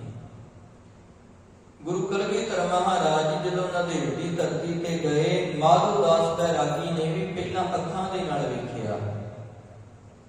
ਅੱਖਾਂ ਨਾਲ ਵੇਖ ਕੇ ਕੀ ਕਰਦਾ ਹੈ? ਯਤਨ ਕਰਦਾ ਵੀ ਮੈਂ ਆਪਣੇ ਤੰਤਰਾਂ ਮੰਤਰਾਂ ਦੇ ਨਾਲ ਕਲਗੀਧਰ ਮਹਾਰਾਜ ਜੀ ਨੂੰ ਨੀਵਾਂ ਦਿਖਾ ਦੇਵਾਂ। ਇਹ ਇਤਿਹਾਸਕ ਸੱਚਾਈਆਂ ਨੇ ਅੱਖਾਂ ਦੇ ਨਾਲ ਦਰਸ਼ਨ ਕਰਨ ਦੀਆਂ। ਪਰ ਜਦੋਂ ਸੱਜਣ ਠੱਗ ਨੇ ਗੁਰੂ ਨਾਨਕ ਸਾਹਿਬ ਮਹਾਰਾਜ ਜੀ ਨੂੰ ਵਿਚਾਰ ਦਰਸ਼ਨ ਦੇ ਦੁਆਰਾ ਦੇਖਿਆ ਨਾ, ਗੁਰੂ ਨਾਨਕ ਸਾਹਿਬ ਮਹਾਰਾਜ ਜੀ ਦੇ ਵਿਚਾਰ ਸੁਣੇ, ਸੱਜਣ ਠੱਗ ਦੀ ਜ਼ਿੰਦਗੀ ਉਦੋਂ ਬਦਲੀ। ਸਿੱਧ ਜੋਗੀਆਂ ਨੂੰ ਗਿਆਨ ਉਦੋਂ ਹੋਇਆ, ਉਦੋਂ ਉਹਨਾਂ ਨੇ ਆਖਿਆ ਸਿੱਧ ਬੋਲਣ ਸ਼ੁਭ ਵਚਨ, ਧੰਨ ਨਾਨਕ ਤੇਰੀ ਵੱਡੀ ਕਮਾਈ। ਜਦੋਂ ਉਹਨਾਂ ਨੇ ਗੁਰੂ ਨਾਨਕ ਸਾਹਿਬ ਮਹਾਰਾਜ ਜੀ ਦੀ ਵਿਚਾਰਧਾਰਾ ਸੁਣਿਆ, ਸਤਿਗੁਰੂ ਗੁਰੂ ਗੋਬਿੰਦ ਸਿੰਘ ਮਹਾਰਾਜ ਜੀ ਦੀ ਪਹਿਚਾਣ ਉਦੋਂ ਆਈ ਮਾਧੋ ਦਾਸ ਬੈਰਾਗੀ ਨੂੰ ਜਦੋਂ ਉਹਨੇ ਸਤਿਗੁਰੂ ਜੀ ਦੇ ਨਾਲ ਗੱਲਬਾਤ ਕੀਤੀ। ਇਸੇ ਕਰਕੇ ਪਿਆਰਿਓ, ਜਿਹੜਾ ਦਰਸ਼ਨ ਅਸੀਂ ਕਰਦੇ ਆ, ਕਈ ਵਾਰ ਨਾ ਇਦਾਂ ਦੇ ਸੰਸਾਰ ਵਿੱਚ ਮਿਲ ਜਾਂਦੇ ਨੇ। ਮੈਂ ਤਾਂ ਜੀ ਰੋਜ਼ ਗੁਰਦੁਆਰੇ ਜਾਣਾ, ਪਰ ਘਾਟਾ ਪਈ ਜਾਂਦਾ, ਕਿਉਂਕਿ ਅਸੀਂ ਸਿਰਫ ਨੇਤਰ ਦਰਸ਼ਨ ਤੱਕ ਰਹੇ, ਵਿਚਾਰ ਦਰਸ਼ਨ ਨਹੀਂ ਸਾਡੇ ਅੰਦਰ ਆਇਆ। ਅੱਖਾਂ ਦੇ ਨਾਲ ਤੇ ਅਸੀਂ ਗੁਰੂ ਸਾਹਿਬ ਨੂੰ ਵੇਖਿਆ, ਪਰ ਸਤਿਗੁਰੂ ਜੀ ਦੀ ਵਿਚਾਰਧਾਰਾ ਨੂੰ ਅਸੀਂ ਨਹੀਂ ਦੇਖਿਆ। ਸਤਿਗੁਰੂ ਜੀ ਦੀ ਵਿਚਾਰਧਾਰਾ ਨੂੰ ਅਸੀਂ ਆਪਣੇ ਅੰਦਰ ਨਹੀਂ ਲੈ ਕੇ ਆਏ। ਸੋ ਪਿਆਰਿਓ, ਵਿਚਾਰ ਦਰਸ਼ਨ ਜਿਸ ਗੁਰਮੁਖ ਜਨ ਨੇ ਕਰ ਲਏ, ਗੁਰਬਾਣੀ ਨੂੰ ਵਿਚਾਰ ਕੇ ਜਿਹੜੇ ਗੁਰਮੁਖ ਜਨ ਆਪਣੇ ਅੰਦਰ ਪੜ੍ਹਦੇ ਨੇ, ਐਸੇ ਗੁਰਮੁਖ ਜਨਾਂ ਨੇ ਜਿਹੜੇ ਅਮੋਘ ਦਰਸ਼ਨ, ਜਿਨ੍ਹਾਂ ਦਰਸ਼ਨਾਂ ਨੂੰ ਕਰਨ ਤੋਂ ਬਾਅਦ ਬੰਦੇ ਦੇ ਉਹ ਕੀਤੇ ਹੋਏ ਦਰਸ਼ਨ ਨਿਸਫਲ ਨਹੀਂ ਜਾਂਦੇ। ਹੁਣ ਜਿਹੜਾ ਗੁਰਬਾਣੀ ਤੋਂ ਵਿਚਾਰ ਲੈ ਕੇ ਜਿਉਂਦਾ, ਜਦੋਂ ਕਿਤੇ ਉਹ ਜ਼ਿੰਦਗੀ ਵਿੱਚ ਕਿਤੇ ਮੁਸ਼ਕਲ ਆ ਜਾਏ, ਗੁਰਬਾਣੀ ਦੀ ਵਿਚਾਰ ਉਹਦੀ ਜ਼ਿੰਦਗੀ ਦਾ ਹਿੱਸਾ, ਗੁਰਬਾਣੀ ਦੀ ਵਿਚਾਰ ਅੱਗੇ ਆ ਜਾਂਦੀ ਹੈ। ਐਸਾ ਜਿਹੜਾ ਬੰਦਾ ਹੈ ਨਾ, ਫਿਰ ਉਹ ਘਬਰਾਉਂਦਾ ਨਹੀਂ, ਉਹਨੂੰ ਉਹ ਕੀਤੇ ਹੋਏ ਜਿਹੜੇ ਵਿਚਾਰ ਦਰਸ਼ਨ ਨੇ ਉਹਦੇ ਨਿਫਲ ਨਹੀਂ ਜਾਂਦੇ। ਸਤਿਗੁਰੂ ਜੀ ਸਮਝਾ ਰਹੇ ਨੇ, ਬਸੰਤ ਸਾਧ ਰਸਨਾ, ਮਾਲਕ ਪ੍ਰਮਾਤਮਾ ਜੀ ਜਿਨ੍ਹਾਂ ਦੀ ਰਸਨਾ ਉੱਪਰ ਤੁਸੀਂ ਵਸ ਗਏ ਹੋ। ਹਰ ਹਰ ਹਰ ਹਰੇ ਨਾਨਕ ਪ੍ਰੇਮ ਜਾਪ ਜਪਨਾ। ਮਾਲਕ ਪ੍ਰਮਾਤਮਾ ਜੀ, ਹਰੇਕ ਨੂੰ ਹਰੇ ਭਰੇ ਕਰਨ ਵਾਲੇ ਸਤਿਗੁਰੂ ਜੀ, ਸਾਰਿਆਂ ਦੇ ਦੁੱਖ ਹਰਨ ਵਾਲੇ, ਕਲੇਸ਼ ਹਰਨ ਵਾਲੇ ਮਾਲਕ ਪ੍ਰਮਾਤਮਾ ਜੀ, ਉਹ ਮਾਲਕ ਪ੍ਰਮਾਤਮਾ ਦੇ ਭਗਤ ਜਨ ਨੇ ਜਿਹੜੇ, ਉਹਨਾਂ ਨੂੰ ਤੁਹਾਡਾ ਨਾਮ ਹੀ ਚੰਗਾ ਲੱਗਦਾ ਹੈ, ਤੇਰੇ ਨਾਮ ਦਾ ਪਿਆਰ ਉਹਨਾਂ ਦੇ ਅੰਦਰ ਹੁੰਦਾ ਹੈ ਜੀ। ਕਟੰਤ ਰੂਪੰ ਕਟੰਤ ਦੀਪੰ ਕਟੰਤ ਰਵ ਸਸਿਰ ਨਖੇਤਰ ਗਗਨੰ। ਆ ਸੰਸਾਰ ਦੇ ਵਿੱਚ ਜਿੱਥੇ ਤੂੰ ਜਿਉ ਰਿਹਾ ਹੈ ਨਾ ਬੰਦਿਆ, ਇੱਥੇ ਵੇਖ ਰੂਪ ਤੇਰਾ ਆ ਜਿਹੜਾ ਹੈ ਘਟਦਾ ਜਾ ਰਿਹਾ ਹੈ। ਰੂਪ ਦਾ ਦੂਸਰਾ ਅਰਥ ਲਈਏ ਵੀ ਜੋ ਵੀ ਕੁਝ ਤੇਰੀਆਂ ਅੱਖਾਂ ਨੂੰ ਦਿਸਦਾ ਹੈ, ਉਹ ਸਾਰਾ ਕੁਝ ਘਟਦਾ ਜਾ ਰਿਹਾ ਹੈ। ਸੂਰਜ ਵੇਖਦਾ ਉਹ ਘਟਦਾ ਜਾ ਰਿਹਾ ਹੈ, ਚੰਦਰਮਾ ਵੇਖਦਾ ਉਹ ਘਟਦਾ ਜਾ ਰਿਹਾ ਹੈ। ਧਰਤੀ ਹੈ ਜਿਹੜੀ, ਇਹਦੀ ਉਮਰ ਹੈ ਜਿਹੜੀ ਉਹ ਘਟਦੀ ਜਾ ਰਹੀ ਹੈ। ਸਤਿਗੁਰੂ ਜੀ ਸਮਝਾ ਰਹੇ ਨੇ, ਘਟੰਤ ਰੂਪੰ, ਰੂਪ ਘਟਿਆ, ਘਟੰਤ ਦੀਪੰ, ਜੋ ਆ ਧਰਤੀ ਦੇ ਉੱਤੇ ਦੀਪ ਬਣੇ ਹੋਏ ਨੇ ਉਹ ਉਹਨਾਂ ਦੀ ਆਰਜਾ ਘਟਦੀ ਜਾ ਰਹੀ ਹੈ। ਘਟੰਤ ਰਵ ਕਹਿੰਦੇ ਨੇ ਸੂਰਜ ਨੂੰ, ਸਸਿਰ ਕਹਿੰਦੇ ਨੇ ਚੰਦਰਮਾ ਨੂੰ। ਚੰਦਰਮਾ ਔਰ ਸੂਰਜ ਘਟਦੇ ਜਾ ਰਹੇ ਨੇ। ਆ ਜਿਹੜੇ ਨਛੱਤਰ, ਤਾਰੇ, ਰਾਹੂ, ਕੇਤੂ ਤੂੰ ਵੇਖਦਾ ਹੈ ਨਾ, ਇਹ ਸਾਰੇ ਇਹ ਤੇ ਚਲੋ ਪੁਜਾਰੀ ਦਾ ਬਣਾਇਆ ਹੋਇਆ ਜਾਲ ਹੈ, ਵੈਸੇ ਇਹ ਤਾਰਿਆਂ ਦੇ ਨਾਮ ਨੇ। ਇਹ ਜਿਹੜੇ ਤਾਰੇ ਨੇ, ਇੱਕ ਇੱਕ ਤਾਰੇ ਦੀ ਉਮਰ ਜਿਹੜੀ ਇਹ ਘਟਦੀ ਜਾ ਰਹੀ ਹੈ। ਤੇ ਪਿਆਰਿਓ, ਇਹ ਸੱਚਾਈ ਹੈ। ਪਤਾ ਨਹੀਂ ਕਿੰਨੇ ਕੁ ਤਾਰੇ ਨੇ ਜਿਹੜੇ ਰੋਜ਼ਾਨਾ ਬ੍ਰਹਿਮੰਡ ਦੇ ਵਿੱਚ ਨਵਾਂ ਜਨਮ ਲੈਂਦੇ ਨੇ, ਤੇ ਪਤਾ ਨਹੀਂ ਕਿੰਨੇ ਕੁ ਉਹ ਨੇ ਜਿਹੜੇ ਇਹ ਬ੍ਰਹਿਮੰਡ ਵਿੱਚ ਰੋਜ਼ਾਨਾ ਖਤਮ ਹੋ ਜਾਂਦੇ ਨੇ। ਪਤਾ ਨਹੀਂ ਕਿੰਨੇ ਕੁ ਸੂਰਜ ਨੇ ਜਿਹੜੇ ਰੋਜ਼ਾਨਾ ਜਨਮ ਲੈਂਦੇ ਨੇ, ਪਤਾ ਨਹੀਂ ਕਿੰਨੇ ਕੁ ਉਹ ਨੇ ਜਿਹੜੇ ਰੋਜ਼ਾਨਾ ਨਾਸ਼ ਹੋ ਜਾਂਦੇ ਨੇ। ਬੜਾ ਇੱਕ ਲੰਮਾ ਇਹ ਸਿਸਟਮ ਚੱਲਦਾ ਹੈ। ਤੇ ਜੇ ਬ੍ਰਹਿਮੰਡ ਦੇ ਹਿਸਾਬ ਦੇ ਨਾਲ ਅਸੀਂ ਬੰਦੇ ਦੀ ਉਮਰ ਦਾ ਅੰਦਾਜ਼ਾ ਲਗਾਈਏ ਨਾ, ਤੇ ਜਿੰਨੇ ਕਿ ਸਾਡੀ ਨਜ਼ਰ ਦੇ ਵਿੱਚ ਮੱਖੀ ਦੀ ਉਮਰ ਹੈ ਨਾ, ਬ੍ਰਹਿਮੰਡ ਦੇ ਹਿਸਾਬ ਦੇ ਨਾਲ ਬੰਦਾ ਇਹਦੇ ਵਿੱਚ ਇੰਨੇ ਮਾਇਨੇ ਵੀ ਨਹੀਂ ਰੱਖਦਾ। ਬੰਦੇ ਦੀ ਉਮਰ ਇੰਨੇ ਮਾਇਨੇ ਵੀ ਨਹੀਂ ਰੱਖਦੀ। ਅਰਬਾਂ ਸਾਲ ਪਹਿਲਾਂ ਜਦੋਂ ਧਰਤੀ ਬਣੀ ਹੈ, ਤੇ ਇਹ ਧਰਤੀ ਦੀ ਸਪੀਡ ਜਿਹੜੀ ਇੰਨੀ ਸੀ ਵੀ 6 ਘੰਟੇ ਦਾ ਦਿਨ ਤੇ ਰਾਤ ਸੀ। 6 ਘੰਟੇ ਦਾ। ਹੌਲੀ ਹੌਲੀ ਆਪਣੇ ਧੁਰੇ ਦੁਆਲੇ ਧਰਤੀ ਦੀ ਸਪੀਡ ਹੈ ਜਿਹੜੀ ਉਹ ਘਟ ਰਹੀ ਹੈ। ਇਹ ਜੋ ਘੁੰਮ ਰਹੀ ਹੈ ਉਹਦੇ ਕਰਕੇ ਉਹ ਚੁੰਬਕੀ ਖੇਤਰ ਗੁਰਤਾਕਰਸ਼ਣ ਬਲ ਹੈ। ਧਰਤੀ ਆਪਣੇ ਔਰਬਿਟ ਵਿੱਚ ਹੈ। ਅੱਜ ਅਰਬਾਂ ਸਾਲ ਬਾਅਦ 24 ਘੰਟੇ ਦੇ ਦਿਨ ਰਾਤ ਤੇ ਅਸੀਂ ਆਏ ਹਾਂ, ਤੇ ਹੌਲੀ ਹੌਲੀ ਧਰਤੀ ਰੁਕਦੀ ਰੁਕਦੀ ਇੱਕ ਅਰਬਾਂ ਸਾਲਾਂ ਬਾਅਦ ਉਹ ਦਿਨ ਵੀ ਆਉਣਾ ਜਿੱਦਣ ਇਹ ਖੜ ਜਾਏਗੀ। ਉਦਣ ਇਹਦੀ ਚੁੰਬਕੀ ਖਿੱਚ ਵੀ ਖਤਮ, ਉਹ ਗੁਰਤਾਕਰਸ਼ਣ ਬਲ ਵੀ ਖਤਮ। ਉਦਣ ਇਹ ਆਪਣੇ ਔਰਬਿਟ ਵਿੱਚੋਂ ਥਿੜਕੇਗੀ ਵੀ। ਉਦਣ ਇਹਦਾ ਸੂਰਜ ਦੇ ਨਾਲ ਟਕਰਾ ਕੇ ਇਹ ਅੰਤ ਵੀ ਹੈ। ਇਹ ਇੱਕ ਗ੍ਰਹਿ ਦਾ ਨਹੀਂ, ਪਤਾ ਨਹੀਂ ਕਿੰਨੇ ਕੁ ਗ੍ਰਹਿ ਨੇ ਜਿਹੜੇ ਏਦਾਂ ਰੋਜ਼ਾਨਾ ਹੀ ਪੈਦਾ ਹੁੰਦੇ ਨੇ ਤੇ ਏਦਾਂ ਹੀ ਖਤਮ ਹੋ ਜਾਂਦੇ ਨੇ। ਸਤਿਗੁਰੂ ਜੀ ਸਮਝਾ ਰਹੇ ਨੇ, ਕਹਿੰਦੇ ਭਾਈ ਵੇਖ, ਇਹ ਸੰਸਾਰ ਦੇ ਵਿੱਚ ਜੋ ਦੇਖ ਰਿਹਾ ਹੈ, ਇੱਕ ਦਿਨ ਜਿਹੜਾ ਲੰਘ ਗਿਆ ਦੂਸਰਾ ਚੜਿਆ ਉਹ ਵੀ ਲੰਘ ਗਿਆ। ਕਹਿੰਦੇ ਸਾਰਾ ਕੁਝ ਘਟਦਾ ਜਾ ਰਿਹਾ ਹੈ ਜੀ। ਘਟੰਤ ਵਿਸਦਾ ਗਿਰ ਤਰਸੇ ਖੰਡੰ। ਸਤਿਗੁਰੂ ਜੀ ਸਮਝਾ ਰਹੇ ਨੇ, ਕਹਿੰਦੇ ਆ ਧਰਤੀ ਦੇ ਉੱਤੇ ਵੇਖ ਵਸਦਾ ਕਹਿੰਦੇ ਨੇ ਧਰਤੀ ਨੂੰ, ਕਹਿੰਦੇ ਧਰਤੀ ਵੀ ਘਟਦੀ ਜਾ ਰਹੀ ਹੈ। ਗਿਰ ਪਹਾੜ ਨੇ ਜਿਹੜੇ ਉਹਨਾਂ ਦੀ ਆਰਜਾ ਵੀ ਘਟ ਰਹੀ ਹੈ। ਤਰ ਸੇ ਖੰਡਨ, ਤਰ ਰੁੱਖ ਨੇ ਜਿਹੜੇ, ਬੰਦਾ ਰੁੱਖ ਲਾਉਂਦਾ ਵੱਡਾ ਹੁੰਦਾ ਜਾਂਦਾ, ਜਿਵੇਂ ਜਿਵੇਂ ਉਹ ਵੱਡਾ ਹੁੰਦਾ ਅੰਤ ਨੂੰ ਇੱਕ ਦਿਨ ਉਹ ਆਉਂਦਾ ਜਿੱਦਣ ਉਹ ਟੁੱਟਿਆ ਜਾਂਦਾ, ਡਿੱਗ ਪੈਂਦਾ, ਉਹਦੀ ਆਰਜਾ ਵੀ ਘਟ ਰਹੀ ਹੈ। ਸਤਿਗੁਰੂ ਜੀ ਸਮਝਾ ਰਹੇ ਨੇ, ਕਹਿੰਦੇ ਭਾਈ ਆ ਉੱਚੀਆਂ ਉੱਚੀਆਂ ਚੋਟੀਆਂ ਵਾਲੇ ਜਿਹੜੇ ਪਹਾੜ ਵੇਖਦੇ ਨਾ, ਰੁੱਖਾਂ ਦੇ ਨਾਲ ਲੱਦੇ ਹੋਏ ਜਿਹੜੇ ਪਹਾੜ ਵੇਖਦੇ, ਵੇਖੋ ਸਮੇਂ ਦਾ ਪਰਿਵਰਤਨ ਅਸੀਂ ਇਹਨੂੰ ਮਹਿਸੂਸ ਨਹੀਂ ਕਰਦੇ। ਮੈਂ ਇਤਿਹਾਸ ਦੇ ਵਿੱਚ ਇਹ ਪੜ੍ਹ ਰਿਹਾ ਸੀ, ਜੋ ਬਠਿੰਡੇ ਦੇ ਕਿਲੇ ਦਾ ਅਸੀਂ ਇਤਿਹਾਸ ਪੜ੍ਹਦੇ ਹਾਂ ਨਾ, ਕਿਲਾ ਮੁਬਾਰਕ, ਕਿਸੇ ਸਮੇਂ ਇਹ ਕਿਲਾ ਸਤਲੁਜ ਦਰਿਆ ਦੇ ਕਿਨਾਰੇ ਤੇ ਬਣਿਆ ਸੀ, ਸਤਲੁਜ ਦਰਿਆ ਦੇ ਕਿਨਾਰੇ ਤੇ ਅੱਜ ਉਸੇ ਸਤਲੁਜ ਦਰਿਆ ਦੀ ਅਸੀਂ ਲੋਕੇਸ਼ਨ ਦੇਖੀਏ ਨਾ, ਉਹ ਸਤਲੁਜ ਦਰਿਆ ਆਹੀ ਹੈ ਜਿਹੜਾ ਹਰੀਕੇ ਪੱਤਣ ਵਗਦਾ। ਸਮੇਂ ਦੇ ਨਾਲ ਇੰਨਾ ਪਰਿਵਰਤਨ ਹੋ ਗਿਆ, ਸਮੇਂ ਦੇ ਨਾਲ ਪਤਾ ਨਹੀਂ ਕਿੰਨੇ ਕੁ ਮਾਰੂਥਲ ਨੇ ਜਿਹੜੇ ਜੰਗਲਾਂ ਵਿੱਚ ਬਦਲ ਗਏ, ਤੇ ਪਤਾ ਨਹੀਂ ਕਿੰਨੇ ਕੁ ਜੰਗਲ ਨੇ ਜਿਹੜੇ ਮਾਰੂਥਲਾਂ ਵਿੱਚ ਬਦਲ ਗਏ।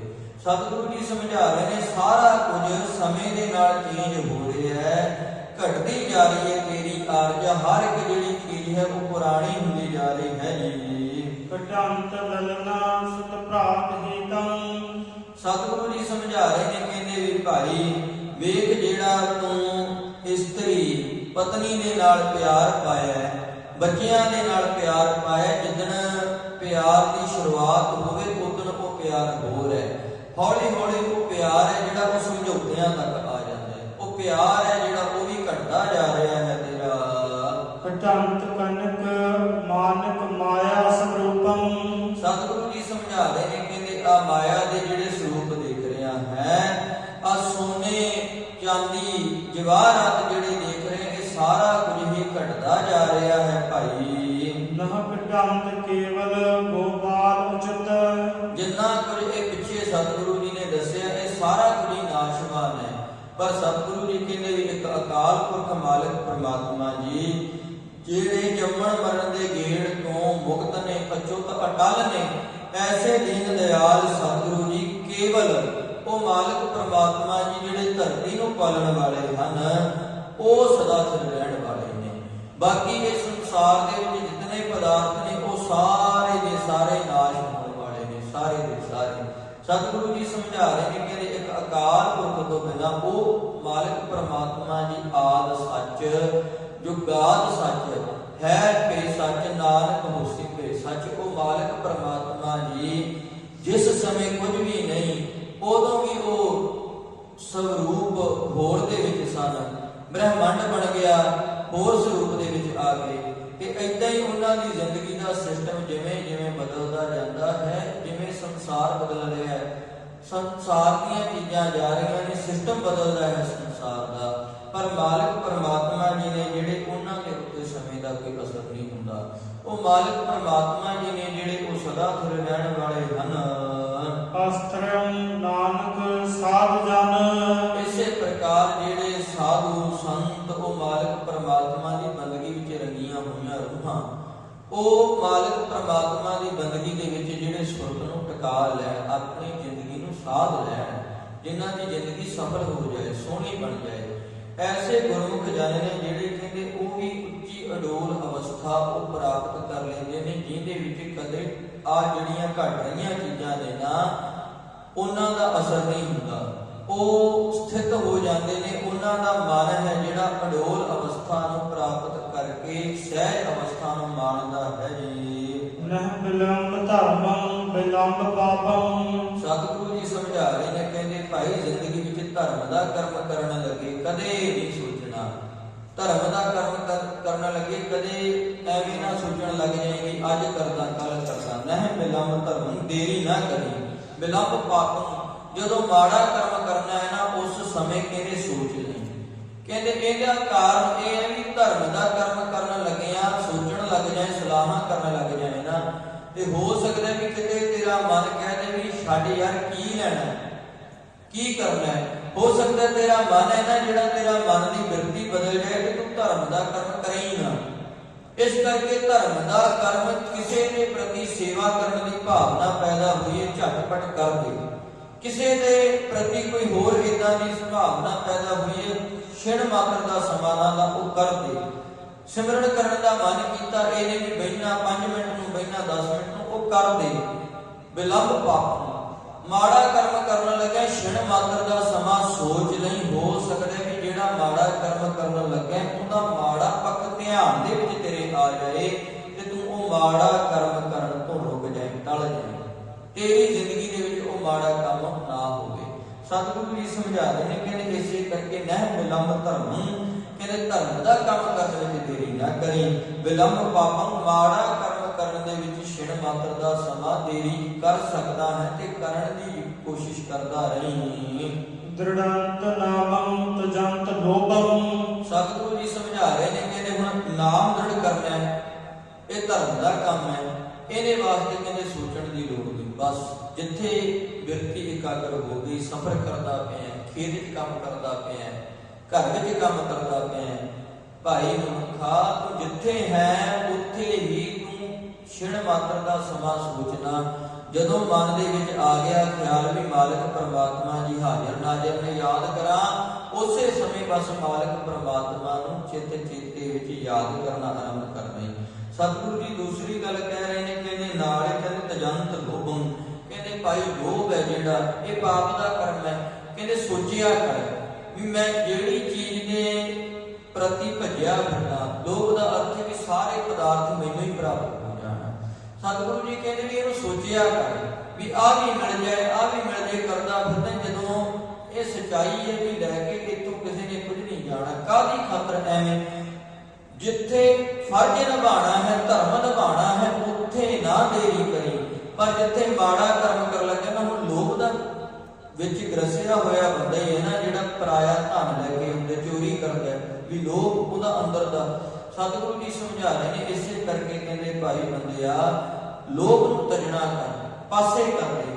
ਸਿੱਧੇ ਜੇ ਅਰਥ ਸਮਝੀਏ ਵੀ ਮਾੜਾ ਕਰਮ ਕਰਨ ਲੱਗੀਆਂ ਸੋਚ ਲਿਆ ਕਰ। ਸਰਣ ਸੰਤੰ ਕਿਲ ਬਿਖ ਨਾਸੰ। ਸੰਤ ਜਨਾਂ ਦੀ ਸ਼ਰਨ ਵਿੱਚ ਗਿਆ ਕਿਲ ਵਿਖ, ਮਾੜੇ ਕਰਮ ਨੇ ਜਿਹੜੇ ਉਹ ਨਾਸ਼ ਹੋ ਜਾਂਦੇ ਨੇ, ਮਾੜੀ ਬਿਰਤੀ ਜਿਹੜੀ ਉਹ ਮਰ ਜਾਂਦੀ ਹੈ। ਜਿਵੇਂ ਬਿਰਤੀ ਸੱਜਣ ਠੱਗ ਦੀ ਮਰ ਗਈ ਤੇ ਉਹ ਸੱਜਣ ਜਿਹੜਾ ਸੀ ਸਿੱਖ ਧਰਮ ਦਾ ਪਹਿਲਾ ਪ੍ਰਚਾਰਕ ਬਣਿਆ।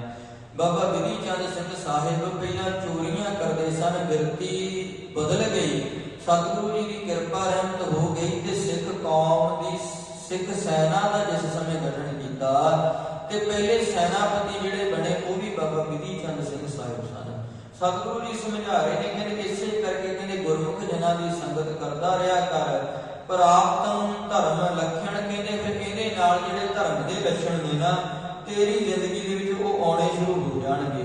ਸਤਿਗੁਰੂ ਜੀ ਨੇ ਇਹਨਾਂ ਧਰਮ ਦੇ ਲੱਛਣਾਂ ਦੀ ਜਿੱਥੇ ਗੱਲ ਕੀਤੀ ਹੈ ਨਾ, ਮਾਲਕ ਪਰਮਾਤਮਾ ਜੀ ਨੇ ਉਹ ਧਰਮ ਦੇ ਲੱਛਣ ਨੇ ਜਿਹੜੇ ਉਹ ਦੱਸੇ ਨੇ ਵੀ ਕਹਿੰਦੇ ਇਹ ਪੱਕੀ ਗੱਲ ਹੈ, ਜਿਹੜੇ ਗੁਰਮੁਖ ਜਨ ਉਹ ਮਾਲਕ ਪਰਮਾਤਮਾ ਦੇ ਨਾਮ ਨੂੰ ਹਿਰਦੇ ਰੂਪੀ ਘਰ 'ਚ ਵਸਾਉਂਦੇ ਨੇ ਨਾ, ਉਹਨਾਂ ਦੇ ਅੰਦਰ ਖਿਮਾ, ਕਿਸੇ ਦਾ ਗਲਤ ਵਿਵਹਾਰ ਵੇਖ ਕੇ ਉਹਨੂੰ ਮਾਫ ਕਰ ਦੇਣਾ, ਅਹਿੰਸਾ, ਕਿਸੇ ਦੇ ਉੱਪਰ ਨਜਾਇਜ਼ ਹੱਥ ਨਾ ਚੁੱਕਣਾ, ਕਿਸੇ ਗਰੀਬ ਦੇ ਉੱਪਰ ਕਿਸੇ ਨੂੰ ਨਿਮਾਣਾ ਵੇਖ ਕੇ ਉਹਦੇ ਤੇ ਆਪਣਾ ਜ਼ੋਰ ਨਾ ਦਿਖਾਉਣਾ। ਇਹ ਜਿਹੜੀ ਜ਼ਿੰਦਗੀ ਦੀ ਭਾਈ ਸੱਚਾਈ ਹੈ, ਦਇਆ ਉਹਨਾਂ ਦੇ ਅੰਦਰ ਪੈਦਾ ਹੋ ਜਾਂਦੀ ਹੈ। ਸੰਤੋਖੀ ਜੀਵਨ ਵੀ ਜੋ ਰੱਬ ਜੀ ਨੇ ਦਿੱਤਾ ਬਸ ਉਹਨੂੰ ਉਹ ਪ੍ਰਵਾਨ ਕਰ ਲੈਂਦੇ ਨੇ, ਉਹਨਾਂ ਦੇ ਅੰਦਰ ਭੁੱਖ ਨਹੀਂ ਰਹਿੰਦੀ ਕਿਸੇ ਹੋਰ ਚੀਜ਼ ਦੀ। ਸੱਚ ਉਹਨਾਂ ਦੀ ਜ਼ਿੰਦਗੀ ਦਾ ਸ਼ਿੰਗਾਰ ਬਣ ਜਾਂਦਾ ਹੈ। ਜਪ ਉਹ ਮਾਲਕ ਪਰਮਾਤਮਾ ਤੋਂ ਬਿਨਾਂ ਕਿਸੇ ਦੂਸਰੇ ਨੂੰ ਧਿਆਨ ਵਿੱਚ ਨਹੀਂ ਲੈ ਕੇ ਆਉਂਦੇ। ਇਸ ਪ੍ਰਕਾਰ ਜਿਹੜੇ ਧਰਮ ਦੇ ਲੱਛਣ ਨੇ, ਜਿਵੇਂ ਆਪਾਂ ਰੋਜ਼ਾਨਾ ਪੜ੍ਹਦੇ ਹਾਂ ਸਤਿਗੁਰੂ ਗੁਰੂ ਨਾਨਕ ਸਾਹਿਬ ਮਹਾਰਾਜ ਦੀ ਬਾਣੀ, ਧੌਲ ਧਰਮ ਦਇਆ ਕਾ ਪੂਤ, ਸੰਤੋਖ ਥਾਪ ਰੱਖਿਆ ਜਿ ਸੂਤ। ਕਿਤੇ ਸਤਿਗੁਰੂ ਜੀ ਨੇ ਹੋਰ ਥਾਂ ਤੇ ਧਰਮ ਦੇ ਲੱਛਣਾਂ ਦੀ ਗੱਲ ਕੀਤੀ, ਦਇਆ ਕਪਾਹ ਸੰਤੋਖ ਸੂਤ ਜਤ ਗੰਢੀ ਸਤ ਵਟ।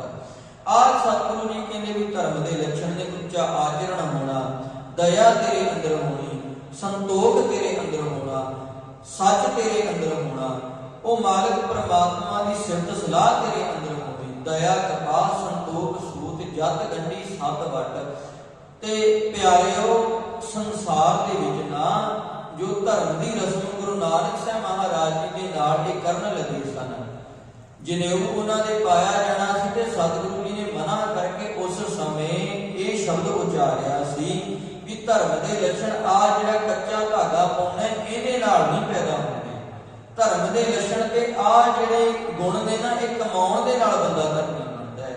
ਧਰਮ ਦੇ ਚਿੰਨ੍ਹ ਪਾ ਕੇ ਧਰਮੀ ਨਹੀਂ ਬਣਿਆ ਜਾਂਦਾ, ਧਰਮ ਦੇ ਗੁਣਾਂ ਨੂੰ ਕਮਾਉਣ ਦੇ ਨਾਲ ਬੰਦਾ ਧਰਮੀ ਬਣਦਾ ਹੈ। ਸਤਿਗੁਰੂ ਜੀ ਨੇ ਇਹ ਗਿਆਨ ਉੱਥੇ ਸਾਡੀ ਝੋਲੀ ਵਿੱਚ ਪਾਇਆ ਸੀ। ਸਤਿਗੁਰੂ ਜੀ ਨੇ ਇਹ ਸਮਝਾਇਆ ਸੀ। ਖੈਰ ਸਤਿਗੁਰੂ ਜੀ ਜੋ ਬਚਨ ਸਮਝਾ ਰਹੇ ਨੇ ਵੀ ਭਾਈ ਜੇਕਰ ਉਹ ਕਰਤੇ ਪੁਰਖ ਮਾਲਕ ਪਰਮਾਤਮਾ ਦੀ ਸਿਫਤ ਸਲਾਹ ਦੇ ਵਿੱਚ ਜੁੜਨਾ ਹੈ ਨਾ, ਫਿਰ ਕਹਿੰਦੇ ਭਾਈ ਆਪਣੀ ਜ਼ਿੰਦਗੀ ਦੇ ਵਿੱਚ ਇਹ ਸਮਝ ਲੈ ਵੀ ਸਾਧੂ ਜਨਾਂ ਦੀ ਸੰਗਤ ਕੀਤਿਆਂ, ਕਰਤੇ ਪੁਰਖ ਮਾਲਕ ਪਰਮਾਤਮਾ ਦੇ ਭਗਤ ਜਨਾਂ ਦੀ ਸੰਗਤ ਕੀਤਿਆਂ ਤੇਰੀ ਜ਼ਿੰਦਗੀ ਹੈ ਜਿਹੜੀ ਉਹ ਸਫਲ ਹੋ ਜਾਏਗੀ। ਨਾਨਕ ਜਿਹ ਸੋ ਪ੍ਰਸੰਨ ਮਾਧਵ, ਉਹ ਮਾਲਕ ਪਰਮਾਤਮਾ ਜੀ ਉਹਨਾਂ ਮਨੁੱਖਾਂ ਨੂੰ ਪ੍ਰਾਪਤ ਹੁੰਦੇ ਹਨ ਜਿਹੜੇ ਉਸ ਮਾਲਕ ਪਰਮਾਤਮਾ ਦੇ ਨਾਲ ਪਿਆਰ ਪਾਉਂਦੇ ਨੇ। ਮਾਲਕ ਪਰਮਾਤਮਾ ਜੀ ਵੀ ਫਿਰ ਉਹਨਾਂ ਦੇ ਉੱਤੇ ਮਿਹਰ ਕਰ ਦਿੰਦੇ ਹਨ। ਮਿਰਤ ਮੋਹੰ ਅਲਪ ਬੁੱਧਿੰ ਪ੍ਰਚੰਤ ਬਨਿਤਾ ਬਿਨੋਦ ਸਾਹੰ। ਸਤਿਗੁਰੂ ਜੀ ਸਮਝਾ ਰਹੇ ਨੇ, ਕਹਿੰਦੇ ਮੂਰਖ ਮਤ ਵਾਲੇ ਬੰਦਿਆ, ਨਾਸ਼ਵਾਨ ਜਿਹੜੇ ਪਦਾਰਥ ਨੇ ਇਹਨਾਂ ਦੇ ਨਾਲ ਪਿਆਰ ਪਾਈ ਬੈਠਾ ਹੈ। ਤੂੰ ਘਰ-ਬਾਰ ਦੇ ਰੰਗ ਤਮਾਸ਼ੇ ਵੇਖ ਕੇ, ਇਸਤਰੀ ਦੇ ਰੰਗ ਤਮਾਸ਼ੇ ਵੇਖ ਕੇ ਇਹਨਾਂ ਕੰਮਾਂ ਦੇ ਵਿੱਚ ਹੀ ਵਿਅਸਤ ਰਹਿਣਾ। ਏਦਾਂ ਹੀ ਜਿਹੜੀ ਆਪਣੀ ਜ਼ਿੰਦਗੀ ਇਹ ਸਤਿਗੁਰੂ ਜੀ ਸਮਝਾ ਰਹੇ ਉਹਨਾਂ ਦੇ ਵਿੱਚ ਹੀ ਵਿਅਰਥ ਲਗਾਈ ਜਾ ਰਿਹਾ ਹੈ ਜੀ। ਜੋਬਨ ਬ੍ਰਹਮ ਕਨਕ ਕੁੰਦਲ, ਕਹਿੰਦੇ ਵੇਖ ਜਵਾਨੀ ਦਾ ਕਿੱਡਾ ਹੰਕਾਰ ਹੈ। ਜੋਬਨ ਜਵਾਨੀ ਦਾ ਹੰਕਾਰ, ਤਾਕਤ ਦਾ ਆਪਣੀ ਦਾ ਹੰਕਾਰ, ਬਲ ਦਾ ਤੈਨੂੰ ਹੰਕਾਰ, ਸ਼ਿੰਗਾਰ ਬੜੇ ਕਰਦਾ ਹੈ। ਕੋਈ ਸੋਨੇ ਦੇ ਕੁੰਡਲ ਬਣਾ ਕੇ ਕੰਨਾਂ ਵਿੱਚ ਪਾਈ ਫਿਰਦਾ ਜਵਾਨੀ ਦੇ ਹੰਕਾਰ ਤੇ ਧਨ ਦੇ ਹੰਕਾਰ ਤੇ, ਕੋਈ ਗਲੇ 'ਚ ਪਾਈ ਫਿਰਦਾ, ਕੋਈ ਹੱਥਾਂ 'ਚ ਪਾਈ ਫਿਰਦਾ। ਸਤਿਗੁਰੂ ਜੀ ਐਸੇ ਮਨੁੱਖਾਂ ਦੀ ਗੱਲ ਕਰ ਰਹੇ ਹਨ। ਵਿਚਿਤ੍ਰ ਮੰਦਰ ਸੁਭੰਤ ਵਸਤਰ ਅਤਿਅੰਤ ਮਾਇਆ ਵਿਆਪਤੰ। ਸਤਿਗੁਰੂ ਜੀ ਸਮਝਾ ਰਹੇ ਨੇ, ਕਹਿੰਦੇ ਬੜੇ ਸੋਹਣੇ ਸੋਹਣੇ ਘਰ ਤੋਂ ਬਣਾ ਲਏ, ਬੜੇ ਸੋਹਣੇ ਸੋਹਣੇ ਵਸਤਰ ਸਰੀਰ ਦੇ ਉੱਤੇ ਪਾਉਣਾ ਹੈ। ਅਤਿਅੰਤ ਮਾਇਆ, ਜਿਹਦਾ ਅੰਤ ਕੋਈ ਨਹੀਂ, ਉਹ ਮਾਇਆ ਨੂੰ ਇਕੱਠੀ ਕਰੀ ਬੈਠਾ ਹੋਇਆ ਹੋਵੇ। ਹੇ ਅਚੁੱਤ ਸਰਣ ਸੰਤ ਨਾਨਕ ਭੋ ਭਗਵਾਨ ਏ ਨਮః। ਸਤਿਗੁਰੂ ਜੀ ਸਮਝਾ ਰਹੇ ਨੇ, ਕਹਿੰਦੇ ਭਾਈ ਹੁਣ ਇਹਦਾ ਅਰਥ ਇਹ ਨਾ ਲੈਣਾ ਵੀ ਕੋਈ ਕਹੇ ਵੀ ਸੋਹਣੇ ਕੱਪੜੇ ਨਹੀਂ ਪਾਉਣੇ ਚਾਹੀਦੇ ਜਾਂ ਮੈਂ ਆਪਣੇ ਸਰੀਰ ਨੂੰ ਸੰਭਾਲਣਾ ਹੀ ਛੱਡ ਦਿਆਂ, ਮੈਨੂੰ ਸੋਹਣੇ ਘਰ ਦੀ ਨਹੀਂ ਲੋੜ। ਸਤਿਗੁਰੂ ਜੀ ਨੇ ਸਮਝਾਇਆ ਵੀ ਸਿੱਖ ਤੇ ਇੰਨਾ ਅਮੀਰ ਹੋਣਾ ਚਾਹੀਦਾ ਹੈ, ਸਿੱਖ ਦੀ ਜ਼ਿੰਦਗੀ ਤੇ ਇਦਾਂ ਦੀ ਹੋਣੀ ਚਾਹੀਦੀ ਹੈ। ਮੋਤੀ ਤਾਂ ਮੰਦਰ ਉਸ ਰਹਿ ਰਤਨੀ ਤਾਂ ਹੋਵੇ ਜੜਾਓ, ਮੋਤੀਆਂ ਦੇ ਮਹਿਲ ਵਿੱਚ ਰਹਿੰਦਾ ਹੋਵੇ, ਜਿਹੜੇ ਘਰ ਨੂੰ ਕੀਮਤੀ ਰਤਨਾਂ ਦੇ ਨਾਲ ਜੜਿਆ ਹੋਵੇ। ਕਸਤੂਰ ਕੁੰਗੂ ਅਗਰ ਚੰਦਨ ਲੀਪ ਆਵੇ ਚਾਓ, ਉੱਥੇ ਕੇਸਰ ਦੀਆਂ ਸੁਗੰਧੀਆਂ ਛਿੜਕੀਆਂ ਹੋਣ, ਚੰਦਨ ਦੀਆਂ ਲੱਕੜਾਂ ਉੱਥੇ ਵਰਤੀਆਂ ਗਈਆਂ ਹੋਣ। ਪਰ ਸਤਿਗੁਰੂ ਜੀ ਨੇ ਅੱਗੇ ਗੱਲ ਕੀਤੀ, ਕਹਿੰਦੇ ਜ਼ਿੰਦਗੀ ਦਾ ਸੱਚ ਇਹ ਸਮਝੀ ਮਤ ਦੇਖ ਭੁੱਲਾ ਵਿਸਰੈ, ਤੇਰਾ ਚਿੱਤ ਨਾ ਆਵੇ ਨਾ। ਪਰ ਕਹਿੰਦੇ ਇਹ ਨਾ ਹੋਵੇ ਕਿਤੇ ਵੀ ਇੰਨਾ ਕੁਝ ਕੱਪੜਿਆਂ ਦੇ ਵਿੱਚ ਤੇ ਲੱਗਿਆ ਰਹੇ, ਪਰ ਜਿਹਦੀ ਕਿਰਪਾ ਨਾਲ ਇਹ ਕੱਪੜੇ ਨਸੀਬ ਹੋਏ ਨੇ ਉਹ ਰੱਬ ਚੇਤੇ ਜੀ ਨਾ ਆਵੇ। ਜਿਹਨੇ ਤੈਨੂੰ ਇਹ ਬਲ ਬਖਸ਼ਿਆ, ਜਿਹਦੇ ਬਲ ਦਾ ਸਦਕਾ ਸੋਹਣਾ ਘਰ ਮਿਲਿਆ, ਉਹਨੂੰ ਭੁੱਲੀ ਜਾਵੇਂ। ਜੋ ਤੇਰਾ ਅਸਲ ਮੂਲ ਹੈ ਉਹ ਮੂਲ ਦੇ ਨਾਲੋਂ ਟੁੱਟੀ ਜਾਵੇ। ਸਤਿਗੁਰੂ ਜੀ ਸਮਝਾ ਰਹੇ ਨੇ, ਕਹਿੰਦੇ ਭਾਈ ਆਪਣੀ ਜ਼ਿੰਦਗੀ ਨੂੰ ਏਦਾਂ ਨਾ ਕਰ। ਇਸੇ ਕਰਕੇ ਸਤਿਗੁਰੂ ਜੀ ਸਮਝਾ ਰਹੇ ਨੇ, ਕਹਿੰਦੇ ਭਾਈ ਵੇਖ ਬੰਦਿਆ, ਜ਼ਿੰਦਗੀ ਦੇ ਵਿੱਚ ਅਵਿਨਾਸ਼ੀ ਉਹ ਮਾਲਕ ਪਰਮਾਤਮਾ ਜੀ ਜਿਨ੍ਹਾਂ ਨਾਸ਼ ਤੋਂ ਰਹਿਤ ਨੇ, ਸੰਤਾਂ ਦੇ ਸਹਾਰੇ ਨੇ, ਆਪਣੇ ਗੁਰਮੁਖ ਜਨਾਂ ਦਾ ਸਹਾਰਾ ਬਣਦੇ ਨੇ। ਐਸੇ ਮਾਲਕ ਪਰਮਾਤਮਾ ਜੀ ਤੁਹਾਨੂੰ ਦਾਸ ਦੀ ਨਮਸਕਾਰ ਹੈ, ਕਿਉਂਕਿ ਤੂੰ ਮੈਨੂੰ ਮਾਇਆ ਦੇ ਪ੍ਰਭਾਵ ਵਿੱਚੋਂ ਕੱਢਣ ਦੇ ਸਮਰੱਥ ਹੈ ਜੀ। ਜਨਮੰ ਤਾ ਮਰਣੰ। ਸਤਿਗੁਰੂ ਜੀ ਸਮਝਾ ਰਹੇ ਨੇ, ਕਹਿੰਦੇ ਜਿੱਥੇ ਜਨਮ ਹੈ ਉੱਥੇ ਯਕੀਨਨ ਮੌਤ ਵੀ ਹੋਏਗੀ। ਹਰਖੰ ਤਾ ਸੋਗੰ। ਜੇ ਖੁਸ਼ੀ ਹੈ ਜ਼ਿੰਦਗੀ ਦੇ ਵਿੱਚ ਤੇ ਇੱਕ ਨਾ ਇੱਕ ਦਿਨ ਸੋਗ ਹੈ ਜਿਹੜਾ ਉਹ ਵੀ ਆਉਣਾ ਹੀ ਹੈ। ਭੋਗੰ ਤਾ ਰੋਗੰ। ਜ਼ਿੰਦਗੀ ਦੇ ਵਿੱਚ ਜੇ ਪਦਾਰਥਾਂ ਦਾ ਭੋਗ ਕੀਤਾ ਹੈ ਤੇ ਫਿਰ ਸਰੀਰ ਨੂੰ ਰੋਗ ਵੀ ਤੇ ਲੱਗਣੇ ਹੀ ਹਨ। ਉੱਚੰ ਤਾ ਨੀਚੰ। ਜੇ ਉੱਚਾਪਨ ਹੰਕਾਰੀ ਬਿਰਤੀ ਹੈ ਤੇ ਡਰ ਰੂਪੀ ਵੀ ਹੰਕਾਰ ਨੂੰ ਚੋਟ ਨਾ ਲੱਗ ਜਾਏ ਤੇ ਨੀਵਾਂਪਣ ਵੀ ਤੇਰੇ ਮਨ ਵਿੱਚ ਪਿਆ ਹੋਇਆ ਹੈ ਜੀ। ਨਾਨਾ ਸੋ ਮੂਜੰ। ਸਤਿਗੁਰੂ ਜੀ ਸਮਝਾ ਰਹੇ ਨੇ, ਕਹਿੰਦੇ ਵੀ ਭਾਈ ਜੇ ਨਿੱਕਾ ਹੈ ਤੇ ਜਿੱਥੇ ਨਿੱਕਾਪਣ ਹੈ ਉੱਥੇ ਕਹਿੰਦੇ ਵੱਡਾਪਣ ਵੀ ਨਾਲ ਦੀ ਨਾਲ ਹੀ ਆ ਰਿਹਾ ਹੈ ਜੀ। ਰਾਜੰ ਤਾ ਮਾਨੰ, ਜੇ ਰਾਜ ਦੀ ਤਾਕਤ ਤੇਰੇ ਕੋਲੇ ਹੈ ਤੇ ਹੰਕਾਰੀ ਬਿਰਤੀ ਵੀ ਨਾਲ ਹੀ ਤੁਰੀ ਆਉਂਦੀ ਹੈ। ਅਭਿਮਾਨੰ ਤਾ ਹੀਨੰ, ਤੇ ਜੇ ਹੰਕਾਰੀ ਬਿਰਤੀ ਆ ਗਈ ਫਿਰ ਨਿਰਾਦਰ ਵੀ ਕਰਨ ਤੋਂ ਕਿਸੇ ਦਾ ਝਿਜਕੇਗਾ ਨਹੀਂ। ਜਿਹਦੇ ਅੰਦਰ ਹੰਕਾਰ ਹੈ ਨਾ, ਉਹ ਨਹੀਂ ਵੇਖਦਾ ਵੀ ਜਿਹੜਾ ਸਾਹਮਣੇ ਵਾਲਾ ਇਹਦੇ ਨਾਲ ਕਿਵੇਂ ਗੱਲ ਕਰਨੀ ਹੈ। ਹੰਕਾਰੀ ਬਿਰਤੀ ਦਾ ਜਿਹੜਾ ਬੰਦਾ ਹੈ ਨਾ, ਉਹ ਹਉਮੈ ਦੇ ਨਾਲ ਭਰਿਆ ਹੋਇਆ, ਦੂਸਰੇ ਦਾ ਨਿਰਾਦਰ ਕਰਨ ਲੱਗਾ ਮਿੰਟ ਲਾਉਂਦਾ ਹੈ।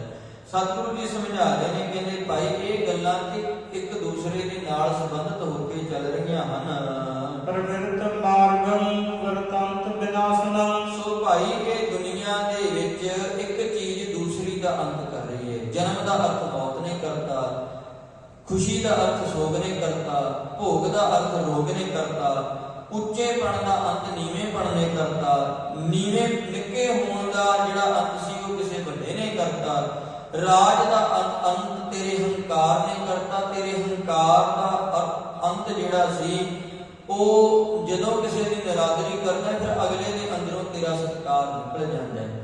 ਇਸੇ ਕਰਕੇ ਸਤਿਗੁਰੂ ਜੀ ਸਮਝਾ ਰਹੇ ਨੇ, ਕਹਿੰਦੇ ਭਾਈ ਇਹ ਦੁਨੀਆ ਦੇ ਵਿੱਚ ਪ੍ਰਵਿਰਤ ਮਾਰਗ ਦਾ ਅਰਥ ਦੁਨੀਆ ਦੇ ਵਿੱਚ ਵਰਤੰਤ, ਸਤਿਗੁਰੂ ਜੀ ਕਹਿੰਦੇ ਵੀ ਜੋ ਆ ਵੇਖ ਰਹੇ ਨਾ, ਜੋ ਹੋ ਰਿਹਾ ਹੈ, ਹਰੇਕ ਚੀਜ਼ ਹੈ ਜਿਹੜੀ ਇਹ ਖਤਮ ਹੋਣ ਵਾਲੀ ਹੈ, ਇੱਕ ਦੂਸਰੇ ਦਾ ਅੰਤ ਕਰ ਰਹੀ ਹੈ ਜੀ।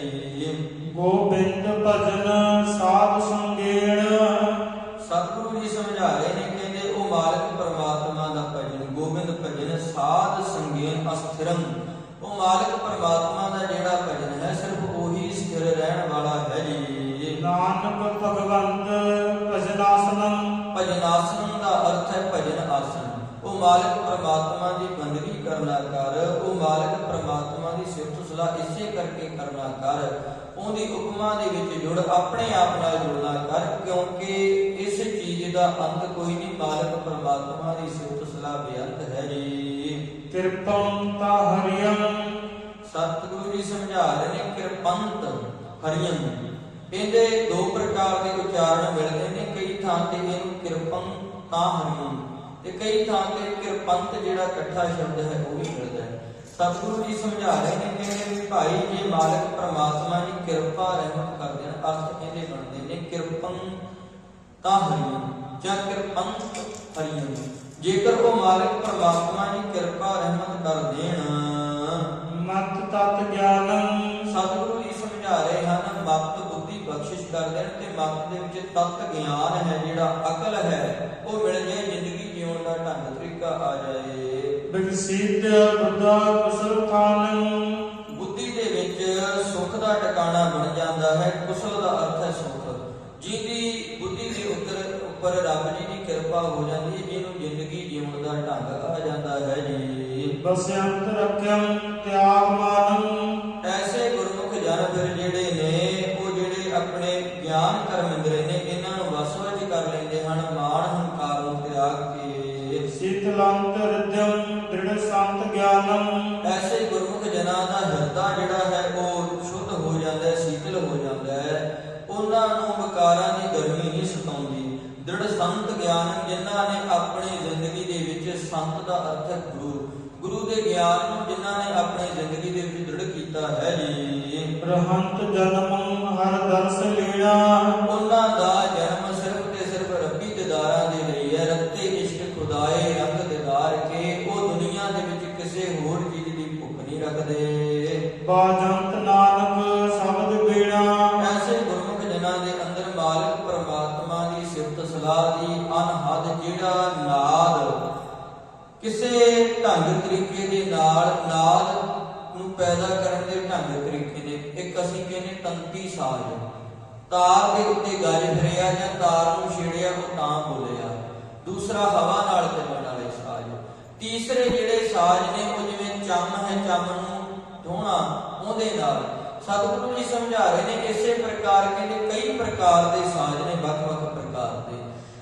ਉਹ ਅਨਹਦ ਨਾਦ ਜਿਹਦਾ ਅੰਤ ਕੋਈ ਨਹੀਂ। ਹੁਣ ਤਬਲੇ ਨੂੰ ਛੂਹੋਗੇ ਉਹਨੇ ਆਵਾਜ਼ ਤਾਂ ਦੇਣੀ ਹੈ, ਬਾਜੇ ਨੂੰ ਛੂਹੋਗੇ ਹਵਾ ਇਹਦੇ ਵਿੱਚ ਆਏਗੀ, ਇਹਨੇ ਤਾਂ ਆਵਾਜ਼ ਦੇਣੀ ਹੈ।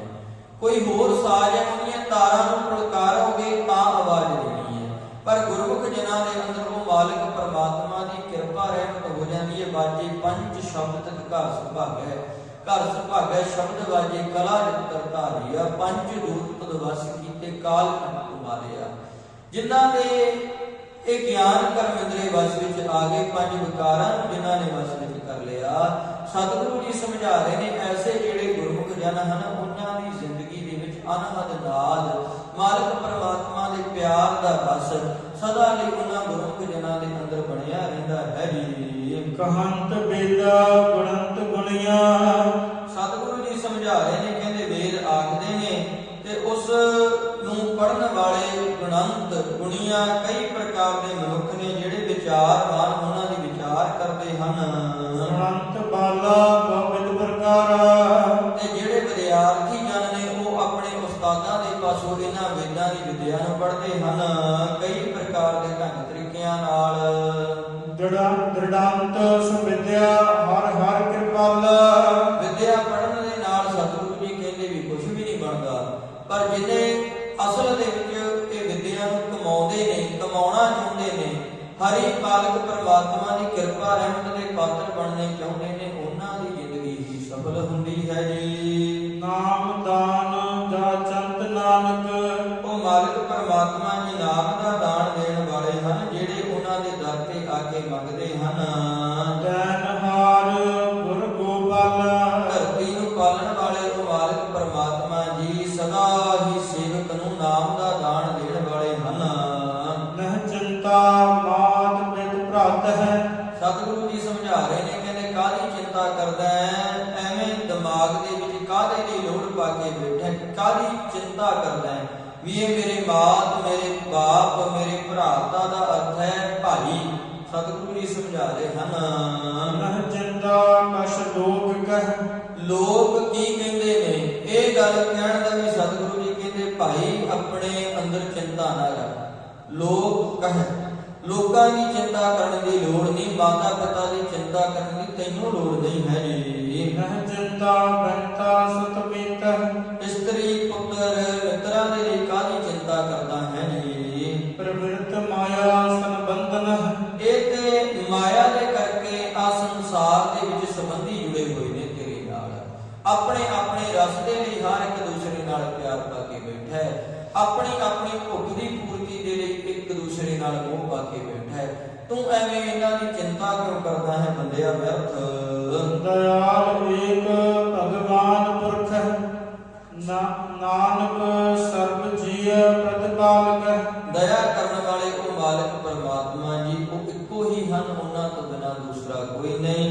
ਨਾਨਕ ਸਰਬ ਜੀਆਂ ਪ੍ਰਤਿਪਾਲਕ ਹੈ, ਸਾਰੇ ਹੀ ਜੀਵਾਂ ਦੀ ਪ੍ਰਤਿਪਾਲਨਾ ਕਰਨ ਵਾਲੇ ਹਨ ਸਤਿਗੁਰੂ ਜੀ। ਸੋ ਸਤਿਗੁਰੂ ਜੀ ਭਾਈ ਕਿਰਪਾ ਰਹਿਮਤ ਕਰਨ ਬਚਨ ਗੁਰੂ ਕੀ ਜਾਣ ਕੇ ਅਸੀਂ ਹਿਰਦੇ ਰੂਪੀ ਘਰਾਂ ਵਿੱਚ ਵਸਾਈਏ। ਭੁੱਲਾਂ ਗਲਤੀਆਂ ਦਾਸਰੇ ਦੀ ਝੋਲੀ ਵਿੱਚ ਸਤਿਗੁਰੂ ਜੀ ਕਿਰਪਾ ਰਹਿਮਤ ਕਰਨ ਦੇ ਹੋ ਸਕਣ ਆਸੀਸੜੀਆਂ ਜੋ ਹੋਵੇ ਸਾਹਿਬ ਸਿਓ